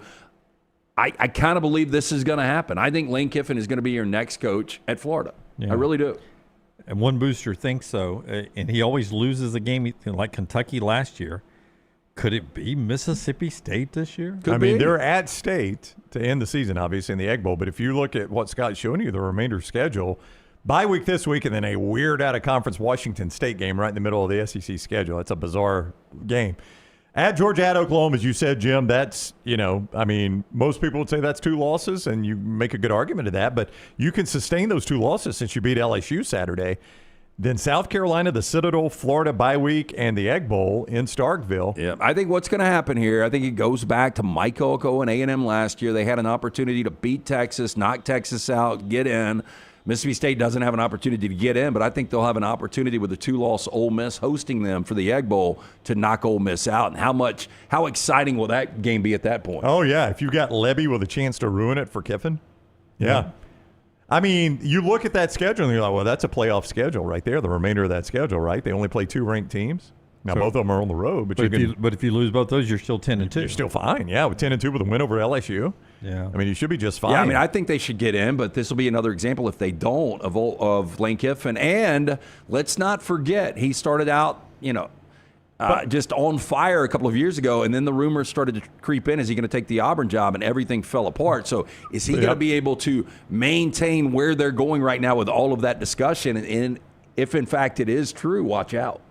I just can't. I mean, it shows you how much college football's changed that we can even have this. But back to Napier, what he would have to do, he's got 8 games remaining. 6 are against ranked teams. I think he's got to win 5 of those 8 games. Well, forget and it. even if he goes 5-3, then he's 6-6 on the season. Does he survive? I mean, I don't think I think finishing strong with promise saved him another year. I don't think you can save yourself yet another year just by finishing strong with promise. And especially if you've got your guy in place in Lane Kiffin. If you Well, believe if you that know is you the got guy, him, yeah. Scott Strickland can go out and get Lane Kiffin, then, it's easy to sell to the fans like, we're going to move on.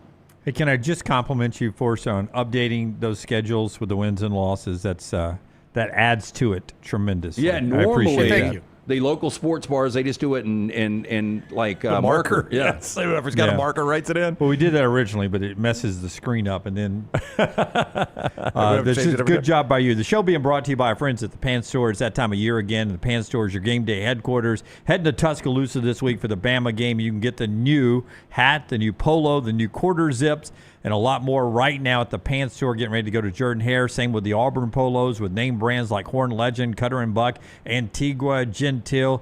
Nothing says War Eagle or Roll Tide like the Pants Store, and we're about to be in October. That gets us into the holiday shopping season.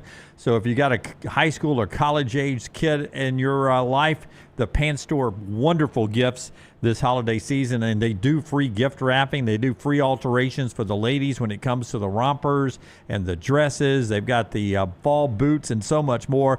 Great locations from Huntsville to Auburn, Tuscaloosa to Birmingham, even in Oxford. Pantstore.com, and they'll ship anywhere. Pantstore.com, pantstore.com. That was interesting, and I'm glad we got into the Kiffin thing because I wanted to bring that up. Back to Alabama, getting ready to host Vandy and game day coming up, and then an alarming stat about one SEC coach that is surprising to me. But Alabama is the only Power 4 school right now, and one of only 3 in college football in the FBS, that has no turnovers. Yeah. You know, it's kind of crazy. Like you watched last night, the Dolphins forced a fumble, and it was the first turnover they had forced all year, which is impossible to think about through 3 weeks of playing football at a high level. But it's all over, especially when you've played 2 Power 4 road games in difficult environments. I mean, that was a difficult environment with conditions in Tallahassee, in a difficult environment in Athens, and you have not turned it over. That's pretty impressive. What did we hear throughout fall camp from Ryan Grubb and Kalen DeBoer? Not turning the ball over. Not no turning interceptions. 3 No interceptions, fumbles, remember? yeah. Yeah, 3 look, interceptions. and Ty should have the one. I mean, there was an easy drop from Georgia, but the fact of the matter is they haven't turned the football over. If you don't turn the football over, you're going to win a lot of games in this league. But on the other side, like what gives? You're not turning the football over, but you can't stop the run. I mean, ultimately you're going to turn the football over. Can you get better at stopping the run? There's only 14 quarterbacks that have not thrown an interception, and all of them are not regular starters. Well, Luke Altmaier. Luke Altmaier has not thrown an interception. Gunnar Stockton has not thrown one. Now, he almost threw one against Alabama, too. Oh, yeah. Deontay Lawson. Deontay Lawson had it in his hands and just couldn't bring it down. So there's a handful of guys. There's 14 of them through a month of college football that have not thrown an interception. Ty Simpson is one. Remarkably, so is Jackson Arnold. As bad as Auburn's offense has been throwing the football, Jackson Arnold still has not thrown a pick. I brought this up going into the Oklahoma game, that he had gone at that point 223 attempts going back to September. So he has gone more than a calendar year now without throwing a pick. And under the duress he's under. He tried against Texas A&M. And that's still pretty great. Can we play the other side of this Vanderbilt game? Okay, well, just real quick on Jackson Arnold. Would you rather him throw an interception and get the ball out faster? I'd rather, or try to push it down the field over the middle, which is something they don't do a lot of. It depends. Where is the football? Because points are at such a premium for this Auburn offense. Yeah, but I mean, him standing there holding it in the pocket's not. It's not doing anything. I know, but you turn it over on your own 30, 35, and it equates to points for your opponent. That's a problem. I wouldn't mind seeing him take some chances, even if it led to an interception. Now, whatever's quicker. Yeah, he's got to do something. He can't just stand back there and hope. Well, my fear, if I'm an Auburn fan, I don't think they fear losing Hugh Freeze. I would be fearing losing Cam Coleman. We have got to set something up. Simmons. Yeah. And any other big wide receiver. Yeah, but especially, I really think Cam Coleman, you are wasting his talent. Like Cam Coleman is probably a top 3, 4, 5 receiver right now. in college football. But we can't really see that because nobody can get him the ball. But can I bring this Vanderbilt up real quick? Yeah, I will say I heard Aaron Murray say over the weekend that at some point that he had back to the Cam Coleman. He said when he was a quarterback, there was a box on the call sheet that he would see it on the call sheet. That was an A.J. Green box. And there were times in games, he said, if we were not getting it to him, we would talk in the headset, and we would reference the box of getting the ball to A.J. Green. Let's try to get the ball to A.J. Green.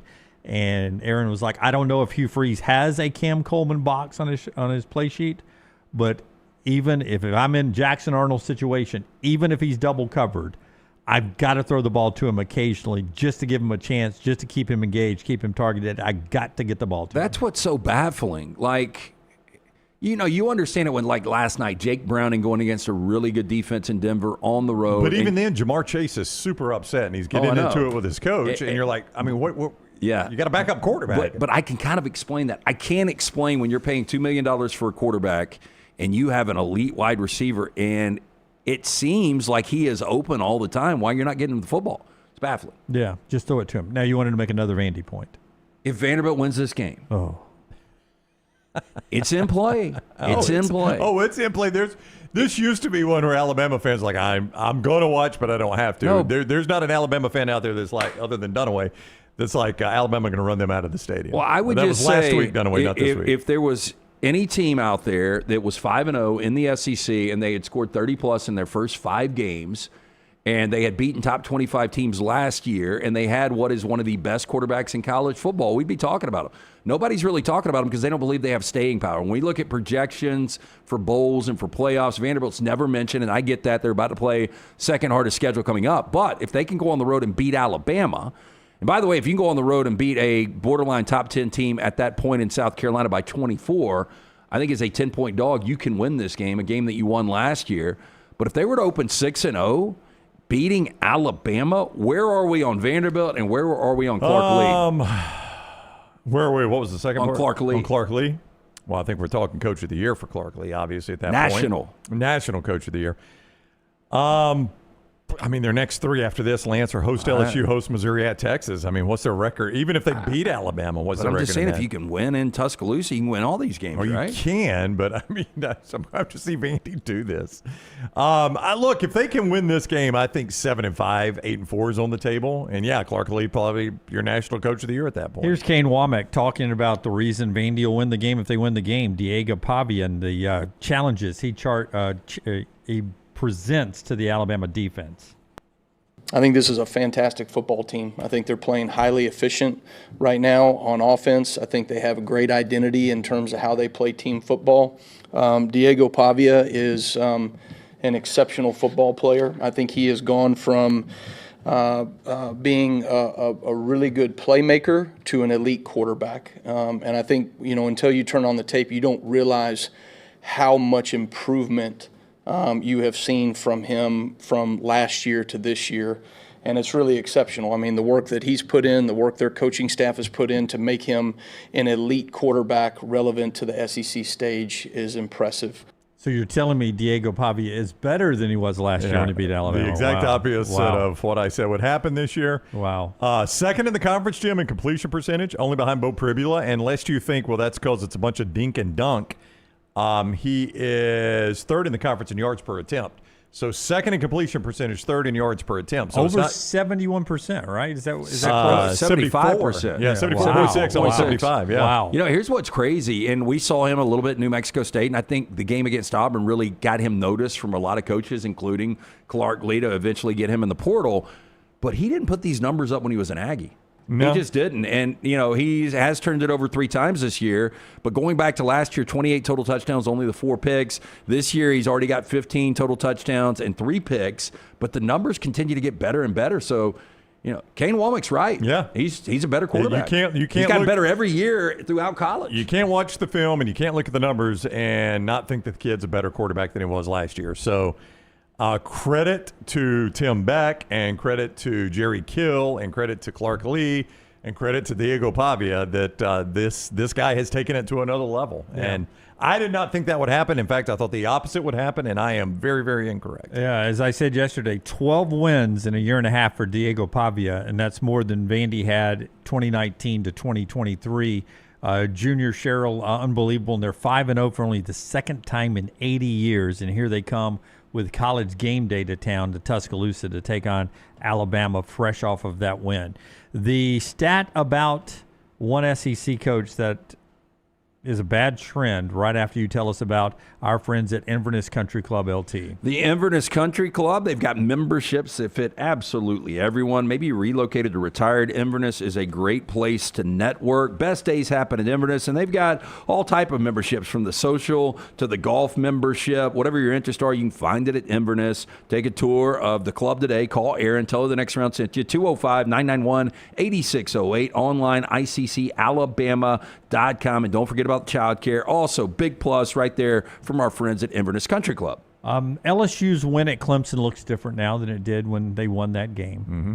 But as far as SEC games within the conference, Brian Kelly doesn't have a ranked SEC road win in 2023, 2024 yet this year. Hasn't gone on the road and beaten a ranked SEC team. Now, those are not easy to do. I mean, it's very tough in the Southeastern Conference, but if my research is correct here, he has not gone on the road and beaten a ranked SEC team in 23, 24, and now we're into the third season of this streak. And I know you say it's not difficult, but I'll tell you who does do that is Steve Sarkisian and Kirby Smart and Kalen DeBoer. You get a lot of chances in the SEC. You do, and your elite coaches, the guys that are viewed as elite coaches, are the ones doing this. Well, last year, he's had one chance this year. He just lost to Ole Miss. Last year, he only had one opportunity, and that was at Missouri, and they lost in double overtime. He's going to have two more opportunities. No, I'm this wrong year. on that. Oh, yeah? Yeah, my bad. Yeah, he's going to have two more opportunities this year. They play at Alabama, Saturday, November 8th. Should be ranked. Alabama? Yeah, I would hope so. So this is ranked. It's not top 10. No, it's ranked. Ranked, okay. Yeah. And then they're at Oklahoma, but it's the last week of the regular season, so if you assume Oklahoma has staying power. I was right, though. Last year, they only had one opportunity. Now, it wasn't good. It was in College Station against number 14 A&M, and they lost by 15. And then if I go back and look in 23, they played at number 20 Ole Miss, lost 55-49. No, they beat number 21 Missouri. You said one, right? I had them at 0. Yeah, they beat number 21 Missouri 49-39 in Columbia. In 2023? Uh-huh. Okay. And then they lost to Bama. We're going to change this. He hadn't had a lot of opportunities. Anyway, I mean, it's fewer opportunities than I would have thought. I feel like I'm going to be wrong on Brian Kelly. You heard Joel Klatt call him an underachiever, and Klatt's one of these guys that kind of protects coaches a little bit. So that was a little surprising, but he has underachieved. I mean, it doesn't make any sense that from Saban to Miles to Orgeron, they all won championships, and I think outside of Saban, this was the second best coach you've had. And the offense was so good early on, but the defense was pathetic. And now the defense is really good, I know. and the offense can't do anything. Yeah. And you've got a veteran quarterback. I mean, it's just head-scratching. Yeah, it is so weird how that has flipped that quickly, that they've gotten really good on defense under Blake Baker. And now their offense can't do anything. I mean, they are so pedestrian on offense. But I'm not going to be surprised if they only lose one more game and they end up 10-2 and go to the college football playoff. I mean, they've only got one that you look at and you're like, damn, that is a difficult game. Well, I feel like we got a lot of 10-2 teams on this show. Oh, yeah. No, we do. We do. And we may end up with a bunch of 10-2 teams. We might creep into a bunch of 9-3s. I know. And then what do you do with that? I don't know. Yeah. I do not know. Let's say you end up with 5 10-2s. One of them's in Atlanta in all likelihood, so they're in. Heck, two of them may be in Atlanta. You may have two 10-2s in Atlanta. But back to y'all's scenario yesterday with Alabama. I mean, a 9-3 Bama with only 2 conference losses, but 1 loss to Florida State. Let's just say hypothetically they win the ACC.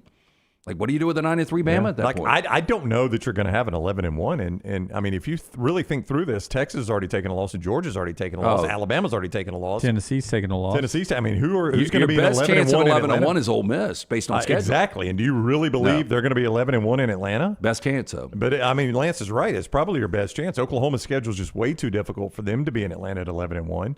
Texas A&M, I don't believe they could be there at 11-1. I mean, they're still undefeated, so they got a shot. But, I mean, your chances are. Did you say Ole Miss in Atlanta? Lance did, and I followed it up, yeah. They've never been there. They have not, Jim. And Again, I'll believe it when I see I'll believe it when I see go it. back to it's set up for him to be there set this up, year. yeah. It was 14 or 15. I don't remember when it was the Hunter Henry. I mean, just one of the more amazing one of the more amazing plays you'll ever see. and Hugh Freeze just kind of laughs it off. I've had worse. He did. He told us, we're like, it is kind of worse. Our friends at MyBookie bringing you the show when we come back. A pretty good grade for Alabama's right tackle. We'll talk about that and trash coming up. MyBookie getting you ready for baseball, which starts here in about 30 minutes. Yeah, let's talk about that then, Jim. I'll give you the money lines. Money lines is the way to go in baseball, right, Lance? That's what I need to give. Yeah, my sleeper pick earlier was the Tigers. Are they the underdogs? They're actually the favorite. Oh, minus they're the favorites. minus Okay. 175 with Scooble up going. to 170. That thing is just growing. It's growing. The San Diego, thought they'd win. The San Diego Padres at the Cubs. Cubs a minus 125 favorite. Boston at New York. The Yankees a minus 135 favorite. And Cincinnati is at the Dodgers. They are the biggest favorite of the night with Blake Snell going minus 204. You can play all those games right there. If you want to get a little action in on the Major League Baseball postseason at mybookie.ag. If you have never joined at mybookie.ag, now is a great time to do it because you have got that sign-on bonus, which is a bet-back guarantee up to $500. Up to $500. Here's how that works. You sign up, you use code NEXTROUND, you make a bet up to $500, they're going to cover it. If you lose, it goes right back into your account and you fire down again at mybookie.ag. That's when you use code NEXTROUND when you sign up. You can bet anything, anytime, anywhere. mybookie.ag, code NEXTROUND. mybookie.ag, code NEXTROUND. Take the next round anywhere you go with official Next Round gear. Buy yours today at nextround.store.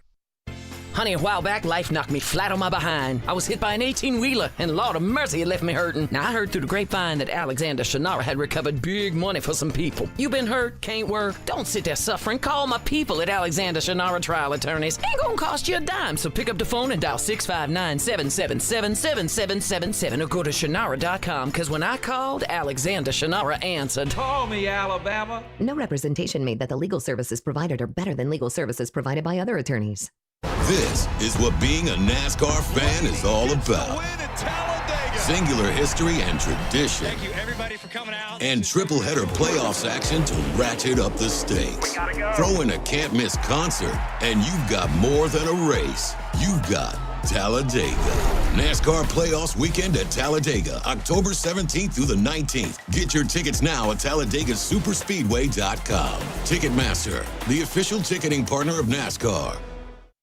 All right. It's a beautiful day for football here at the stadium, and we're just about ready for kickoff. Score 0-0. And suddenly, I'm in the mood for a Coke Zero Sugar.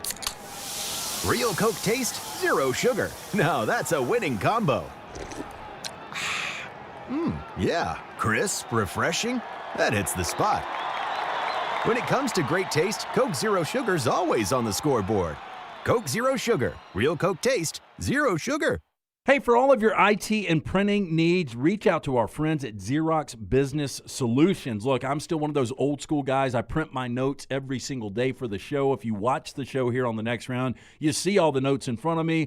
From day one, Xerox Business Solutions, they've been with us here at the Next Round. Local for over 45 years. For all of your IT and printing needs, visit XeroxBusinessSolutions.com or call 205-969-3000. That's 205-969-3000. Stop by the New York Butcher Shop and pick up the finest in certified Angus prime beef steaks and burgers, premium pork chops, ribs, and all-natural chicken cut to order just for you. Their chef-prepared entrees and side dishes are the perfect dinner-to-go choice for your family and are ready to heat at home. With a great selection of fine wines and desserts, the New York Butcher Shop is your one-stop dinner shop. 2 locations to serve you, Cahaba Heights and on Highway 119 in Greystone. The New York Butcher Shop. Rare quality, well-done service. What are you waiting for? It's non-stop gaming action at Birmingham Racecourse Casino. Come play more than 900 of the latest and greatest games around, featuring fun bonuses and big jackpots. You can wager and win on horse and greyhound races from all over the world. There are more ways to win at Birmingham Racecourse Casino. Birmingham Racecourse Casino, located off I-459, exit 31, Derby Parkway. Must be 21 or older. Never miss anything from the next round when you listen on demand through the podcast platform of your choice, Apple, Spotify, iHeart, or Google Podcasts, wherever you listen. Always like, follow, subscribe, turn on automatic download so you can catch every part of the next round. Listen anywhere in the world, anytime on the Next Round podcast feed, and support the show by following, subscribing, and turning on automatic downloads on any podcast platform. Listen anywhere in the world, anytime on the Next Round podcast feed. Thanks for always making the next round a big part of your day. It's bow time. Tired of choosing between sweet and savory? Why not have both? Introducing Bojangles' new chicken and bowberry waffles. The bold Cajun chicken filet you love, now drizzled with a bowberry honey glaze and sandwiched between two warm waffles. Which means your favorite meal of the day just met your new favorite dish. And lucky for you, it's served all day. But it's only here for a limited time, so try chicken and bowberry waffles at Bojangles today. It's bow time.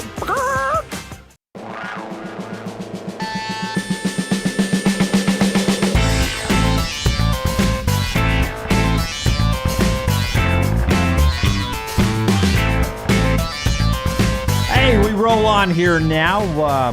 Trash coming up in a second. Show being brought to you by a couple of our great sponsors. We're going to pat a guy on the back here in a second that has been raked across the coals since about the South Florida game last year or 2 years ago. I forget how long it's been a while now. Friends at Champy's bringing you this hour. Champy'sChicken.com, Highway 119 in Alabaster. Go by and see Sterling for the best lunch and dinner and tailgating food. You can see all the details. His store location for over a decade is Highway 119. The chicken brined overnight, cooked to order, so good, and all the other great items on the menu. And our friends at Talladega Brownie getting you ready for the race for the playoffs that are coming up in October as we flip the calendar. 877-GO-TO-DEGA or TalladegaSuperspeedway.com. That's how you secure your spot at the Yellowwood 500 weekend. As Jim said, it's coming up just a couple of weeks, starting October 17th for the Friday race. The Saturday race, October 18th, and the night caps off with a great Whiskey Myers concert there in the infield, and then the Yellowwood 500 on Sunday the 19th. You can be part of all of that action, securing your spot at the concert, at the races in the grandstand, in the infield, in the camping area at TalladegaSuperspeedway.com or by calling 877-GO-TO-DEGA. Yellowwood 500 weekend coming up to Talladega Superspeedway, TalladegaSuperspeedway.com or 877-GO-TO-DEGA. Wilkin Formby, right tackle, Alabama, according to Pro Football Focus, a 93.2 pass block grade versus Georgia, first among all offensive linemen from Week 5. That has been a turnstile over there at times for Alabama, but he got better as the year went on last year, too, at right tackle. Slow start to start with, almost lost his job to Michael Carroll, but here he is. Well, and going back to Bama and Bourbon, we'll have a new one out tomorrow, but Aaron Sotos from Yale, Alabama brought up the statement game needed to be from Caden Proctor. By the way, it was. It was, yeah. Including a catch. It was. Best game, Klatt said it, best game yet. Yeah, Proctor was, I don't know if, just another play. There are a lot of plays in that game, but there was one screen where Proctor's almost running, I can't remember if it was Miller or Riley that was on the screen. Proctor's almost running, step for step with him, looking for somebody to block. Well, that's the thing. Like when I would be shocked if Proctor's not a first-round guy. I know there's been some bad tape, but when you look at the best of the best tape, and those are going to be the sensational highlights that you'll see in May on the ESPN draft panel, and you'll have Saban talking about, hey, I recruited this guy, and this is one of the reasons you can't. This is God-given size. This is God-given athletic ability. But his wow plays are wow. Yeah, but the fact that the other side of the line, which is where we started this, isn't a story is pretty encouraging if you're an Alabama fan. Like, I don't know enough about the game to know how they're going to get the run game going. But I know when Ty Simpson's back there against Georgia, he didn't get touched. Yeah. And that's a testament to those two tackles especially. Yeah, and what you're saying, Brown, let's hear from Ryan Grubb, the Alabama offensive coordinator. Tyler, if you'll jump in and hit that soundbite here.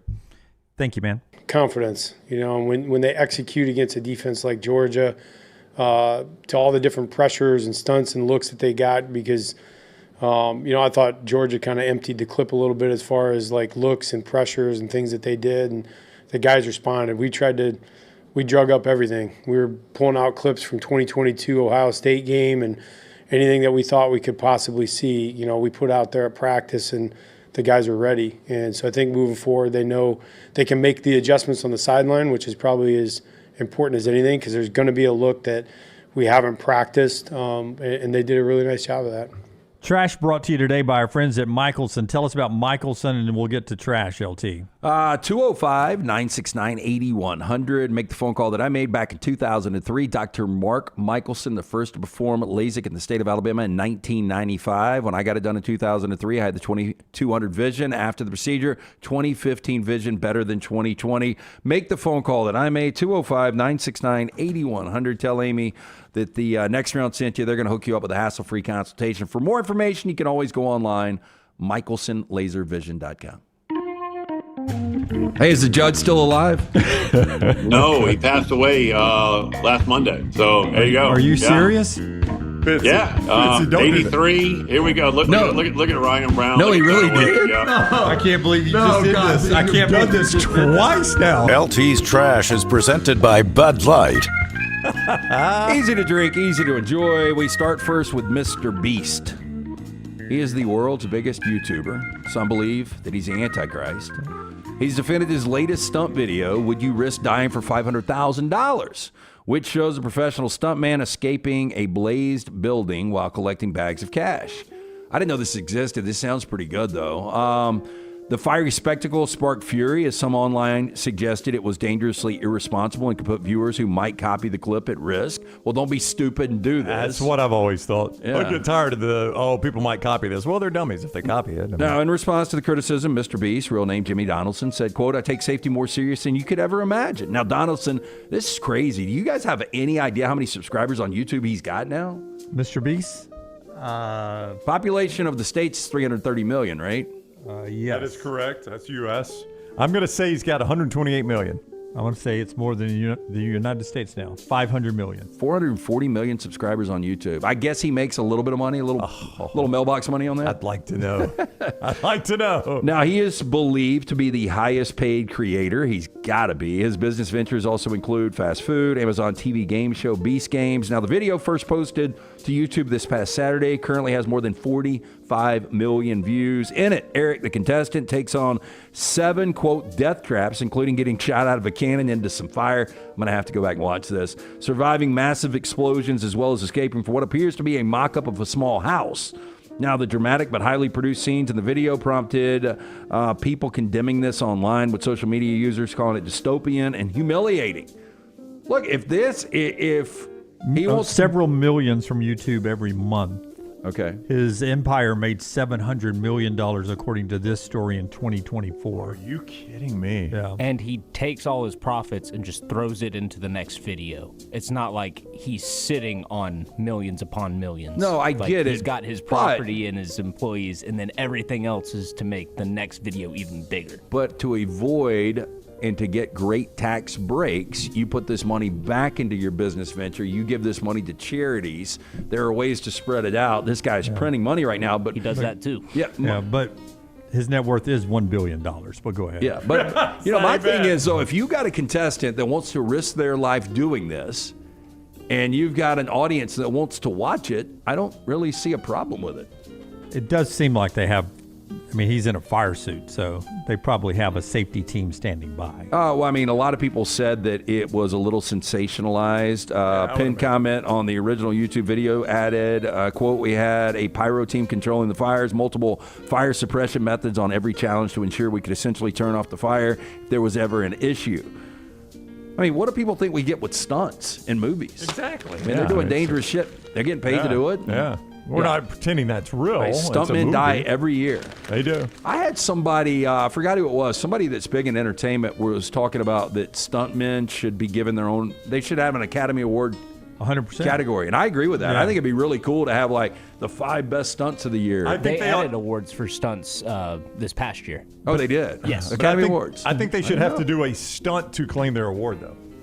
Like, they can't just walk up on the stage like everybody else. They ought to have to, like, repel fire them out of a cannon. Yeah, fire them out of a cannon or something like that. If we include them, it's going to have to be entertaining. We need to have some stunts to get the award. Okay, this is strange, but we've got a man is accused of killing and eating 2 of his pet peacocks to, quote, spite a neighbor in Florida. It tastes like chicken. 61-year-old man, Craig Voigt, was arrested September 23rd after deputies say a neighbor received a disturbing letter from him and called authorities. after a complaint was filed. Now, in the letter, which Voigt put in her mailbox, he wrote that, quote, he killed 2 of his pet peacocks because she continued feeding them, according to the complaint. The neighbor said she had previously gotten into a verbal dispute with Voigt over her feeding the birds, according to documents. Speaking with deputies, Voigt said he wrote the letter to, quote, prove a point, according to the county sheriff's office. He killed the birds by cutting their throats, then cooked them in a frying pan and ate them, according to the complaint. Voigt said that, quote, upon his release, he plans to kill all of his pet peacocks to prevent anyone from taking custody of them. Did he brine them overnight? He's just throwing peacock. I know people think they're flashy looking. They seem like filthy animals. Yeah, I don't think it'd be good meat. No, and this guy looks demonic. There's obviously something wrong with him if he's going to slit their throats and then cook them up. I can't get the second one. Sean Connery had a baby with somebody for this guy. He's got Sean Connery below the nose. There's somebody nose up that he looks like, and I can't put my finger on it. He needs a patch on that eye. I guess you have to take it off for the mugshot? Probably so. Yeah, I don't know. It's a glass eye? You think he's got a glass eye? How do you guys like the pictures Grok threw for me? Oh, is that what happened? Yeah. Of a crazy guy eating peacock? Is that what you asked for? Yeah, I wanted to find a scary picture of a guy eating a peacock. Oh, and you then got I it. asked him to I asked Grok to make it a little funnier because the original draft was a little too scary. I got to be honest, this guy would kill a man and not think twice about it. Which one, the scary AI or the actual guy? The actual guy. guy. He does look like a guy. Yeah. I mean, this guy just picked it up and he's about to just chomp it. Yeah. Okay, around the panel, what do you think happened to his left eye? Bar fight. Ice pick. Ooh. Yeah, I was going to say that fork. would be awful. Yeah. Yeah, I mean, I think it was definitely some kind of object went straight into it based on some kind of conflict. I think he got into a scrap as a kid, and then somebody pulled out an old slingshot, shot it out with a rock. You've never heard the story, have you? It's Lance's story. You did that? No, my older brother did. He used to have an ongoing battle with this guy named Brett Flint in the neighborhood, and Brett was charging him with a monkey wrench one time.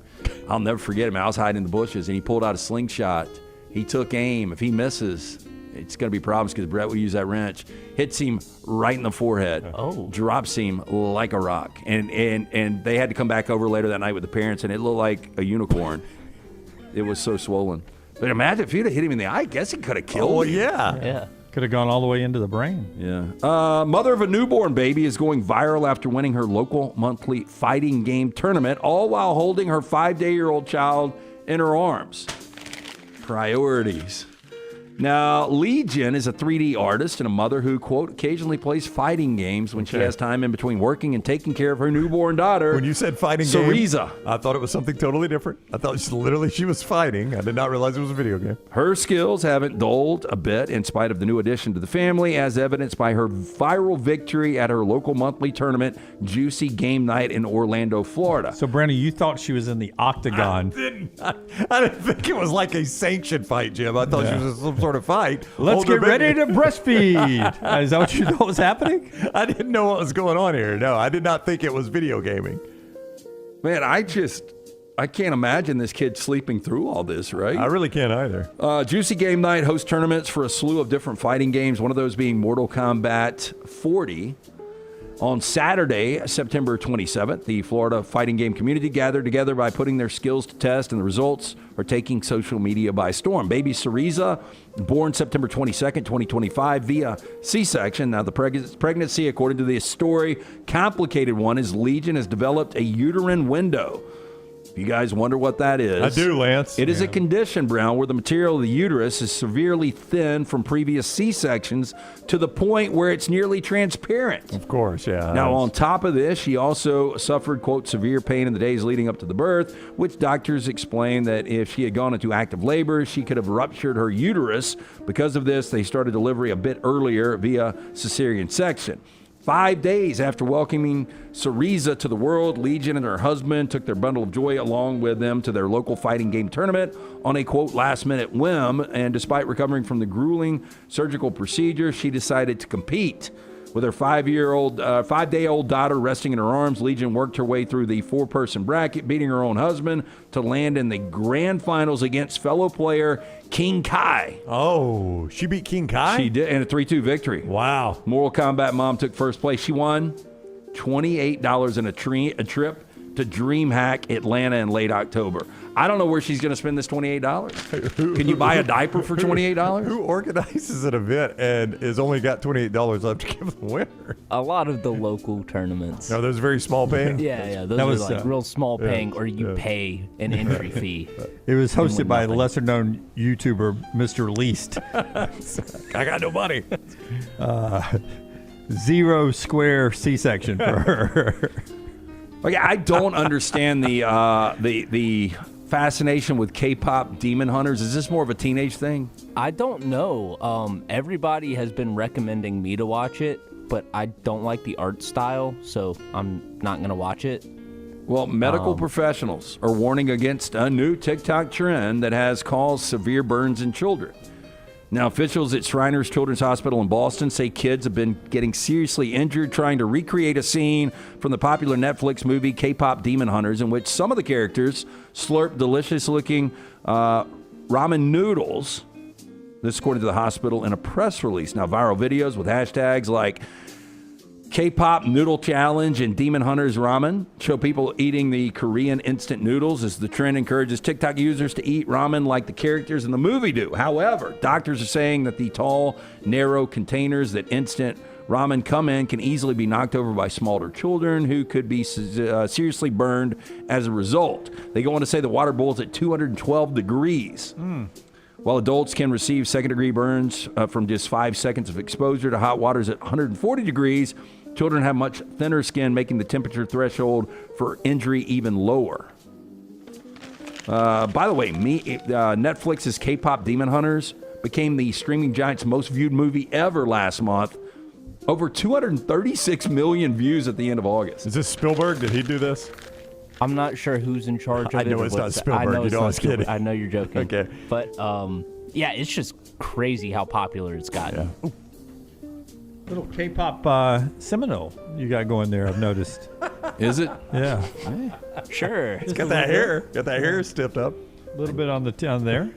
Don't think you realize how difficult. No, it is difficult, and it is a great effort. I would not pick Florida State simply for that.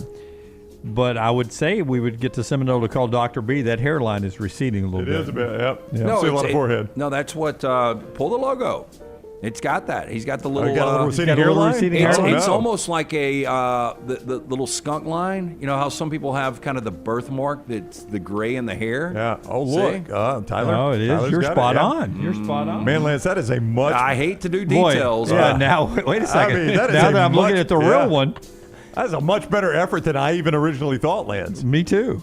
I Hey, back what about up. on the Back it up, Jimmy. I don't know what the little the thing at the top of the feather is, but do you see FSU? mine? Do you see mine? I do. No, you included that. it's Yeah, a pendant. I had noticed that already. Yeah, no, that's really good. Yeah. Yep. Yeah, you did quite well, Lance. Let's just see how Florida If State only plays we on had a Saturday. gold marker. Yeah. I don't. I think it's go back to LT's. I think it's LT's. I think it's the chin, the Jim Carrey chin that you have, and is not on the real one. That's the only place you mess up now, I see. Yeah.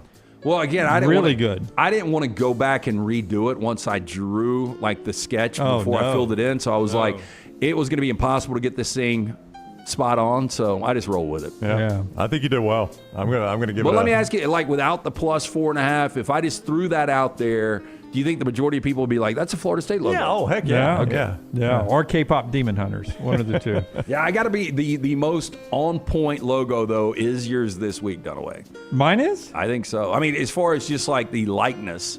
I mean, the Kansas State Wildcat's a little fat, but it's very good. You know, I thought so too. The head's a little big. Yeah, it's Chunky, a little, chunky yeah, Wildcat. it's a little thick. Well, he was eating his feelings when they were losing early. Yeah, I could see that. Yeah. I thought it looked pretty good. No, I mean, it's good. It's just fat. I was happy with mine too, LT. Thank you. I had a hard time. I mean, that green was showing up black for my eyes. I don't know if it ended up being green or not. Do you not agree that you're a little bloated?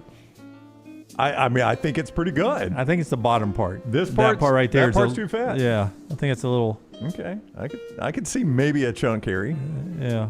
Yeah. A little chunk gap in between there. It makes it look like the neck is thicker. Did you put the trademark on there? I did. We didn't go trademark. I I do actually like thought how about you it. use the border of the board. Yeah, No, that's a good way to get a straight line. Don't be close up on mine. Mine looks better on the 3-shot. When you get closer to the details, not as good. That's our upset alert. If you want to go back and see that halfway through hour I don't number think 2. that there are 3 grown men that are non-artists that spend as much time on a Tuesday 100% putting something together. So much so that we built Wacky Wednesday so we could draw a logo again tomorrow. Damn it. I did not draw last week. Maybe that's why I lost. Don't feel like you have to. Oh, but that goat from the midshipmen is really difficult, though. Oh, is that going to be your Wacky Wednesday? No, that's what I was last week. Oh, yeah, okay. Yeah. All right. I think I'm going Simplicity tomorrow, man. I've already done my masterpiece this week. Oh, Wacky Wednesday for me might be a service academy. Oh, Army UAB? I almost went UAB as upset alert. Oh, really? Yeah. Oh, that would put us on opposite sides. UAB has owned this, rivalry, but matchup. Yeah. I like that. You know, all the military academies play each other tomorrow. Air Force, Navy, Army, UAB. That's Trash, and the show being brought to you by our great friends at Alabama Power. Brownie, tell us how we stay connected. Yeah, Alabama Power. I mentioned earlier, I was right there online just before the show. Got the alert to remind me, hey, go pay your power bill, right? It's due today, so I went and paid my power bill. Very easy online right there at Alabama Power. They make it easy for you, and they make sure you don't get blindsided by charges that you don't think are supposed to be there. So what they do, if your power bill is higher than expected, they've got the My Power Usage tool. It helps you track how much energy you're using and when. Great way to spot patterns and avoid surprises. Plus, Alabama Power offers easy tips to help you save. You can find those at alabamapower.com/mypowerusage. Can you name the 3 teams in the American Conference that are still unbeaten without looking? The 3 teams, North Texas. North Texas is 5-0 for the first time since 1959. Is Memphis unbeaten? Memphis is unbeaten, Brownie. Yeah. They too are 5-0 like North Texas. This third one's going to be tricky. The third one. It is not Tulane because they lost badly to Ole Miss. But they are still a playoff contender. Yeah, they're a playoff contender. Not South Florida. Still a playoff contender. Mm-hmm. Oh, it's Navy. It is Navy with Blake Horvath. Yep. They're 4-0. Their next 3, Air Force this week, Temple, Florida Atlantic, where there's a chance on November 1st they would be playing unbeaten North Texas. And those are 2 teams we're not talking about for the playoff bid because we're talking about Tulane and South Florida and Memphis. But in that same league, there's North Texas and Navy that could be meeting both of them unbeaten when we get there. There's only 3 quarterbacks right now with I forgot how many attempts that have yet to throw a pick. We talked about one earlier today in Ty Simpson, but one of the 3 is North Texas's quarterback. Yeah, your problem with them is they will not have a ranked win. All year. They won't even have played a ranked opponent. They would in the American Championship game. Yeah. I mean, potentially, yeah. Or at least they're playing the other team battling for the group of 5. Yeah. And I guess it really doesn't matter. They're going to have to win that conference. So whether they got a ranked win or not, it's probably going to come from the American this year. I mean, you'd feel pretty confident about that, right? UNLV still out there. Boise, if it gets back in the conversation, if they beat Notre Dame this week. That's right, which is a tall order for them. Yep. But UNLV sitting out there 4-0. Sunbelt never gets enough respect because they beat up on each other. Right now in the Sunbelt, there's no unbeaten teams. No, and they didn't get. Did they get a big pelt in the pre-conference? I don't remember one. Old Dominion beat Virginia Tech, right? Not a big pelt. Yeah. So I don't know if they've got anything to hang their hat on. Which Memphis is hanging their hat on Arkansas, who fired their coach. Seems like it'll be an American. I think so. Team. All right, that's our show today. Bama and Bourbon out. If you missed Unlocked, it is out. Brock Heward and Lance. You can go back and check that out at your convenience. Good college and NFL conversation. Baseball playoffs, 4 games nonstop on ESPN and ABC the rest of the day. Enjoy that. We'll talk about everything in college football, the NFL, and baseball tomorrow at 9 a.m. Central Time. Until next time, God bless you and God bless America.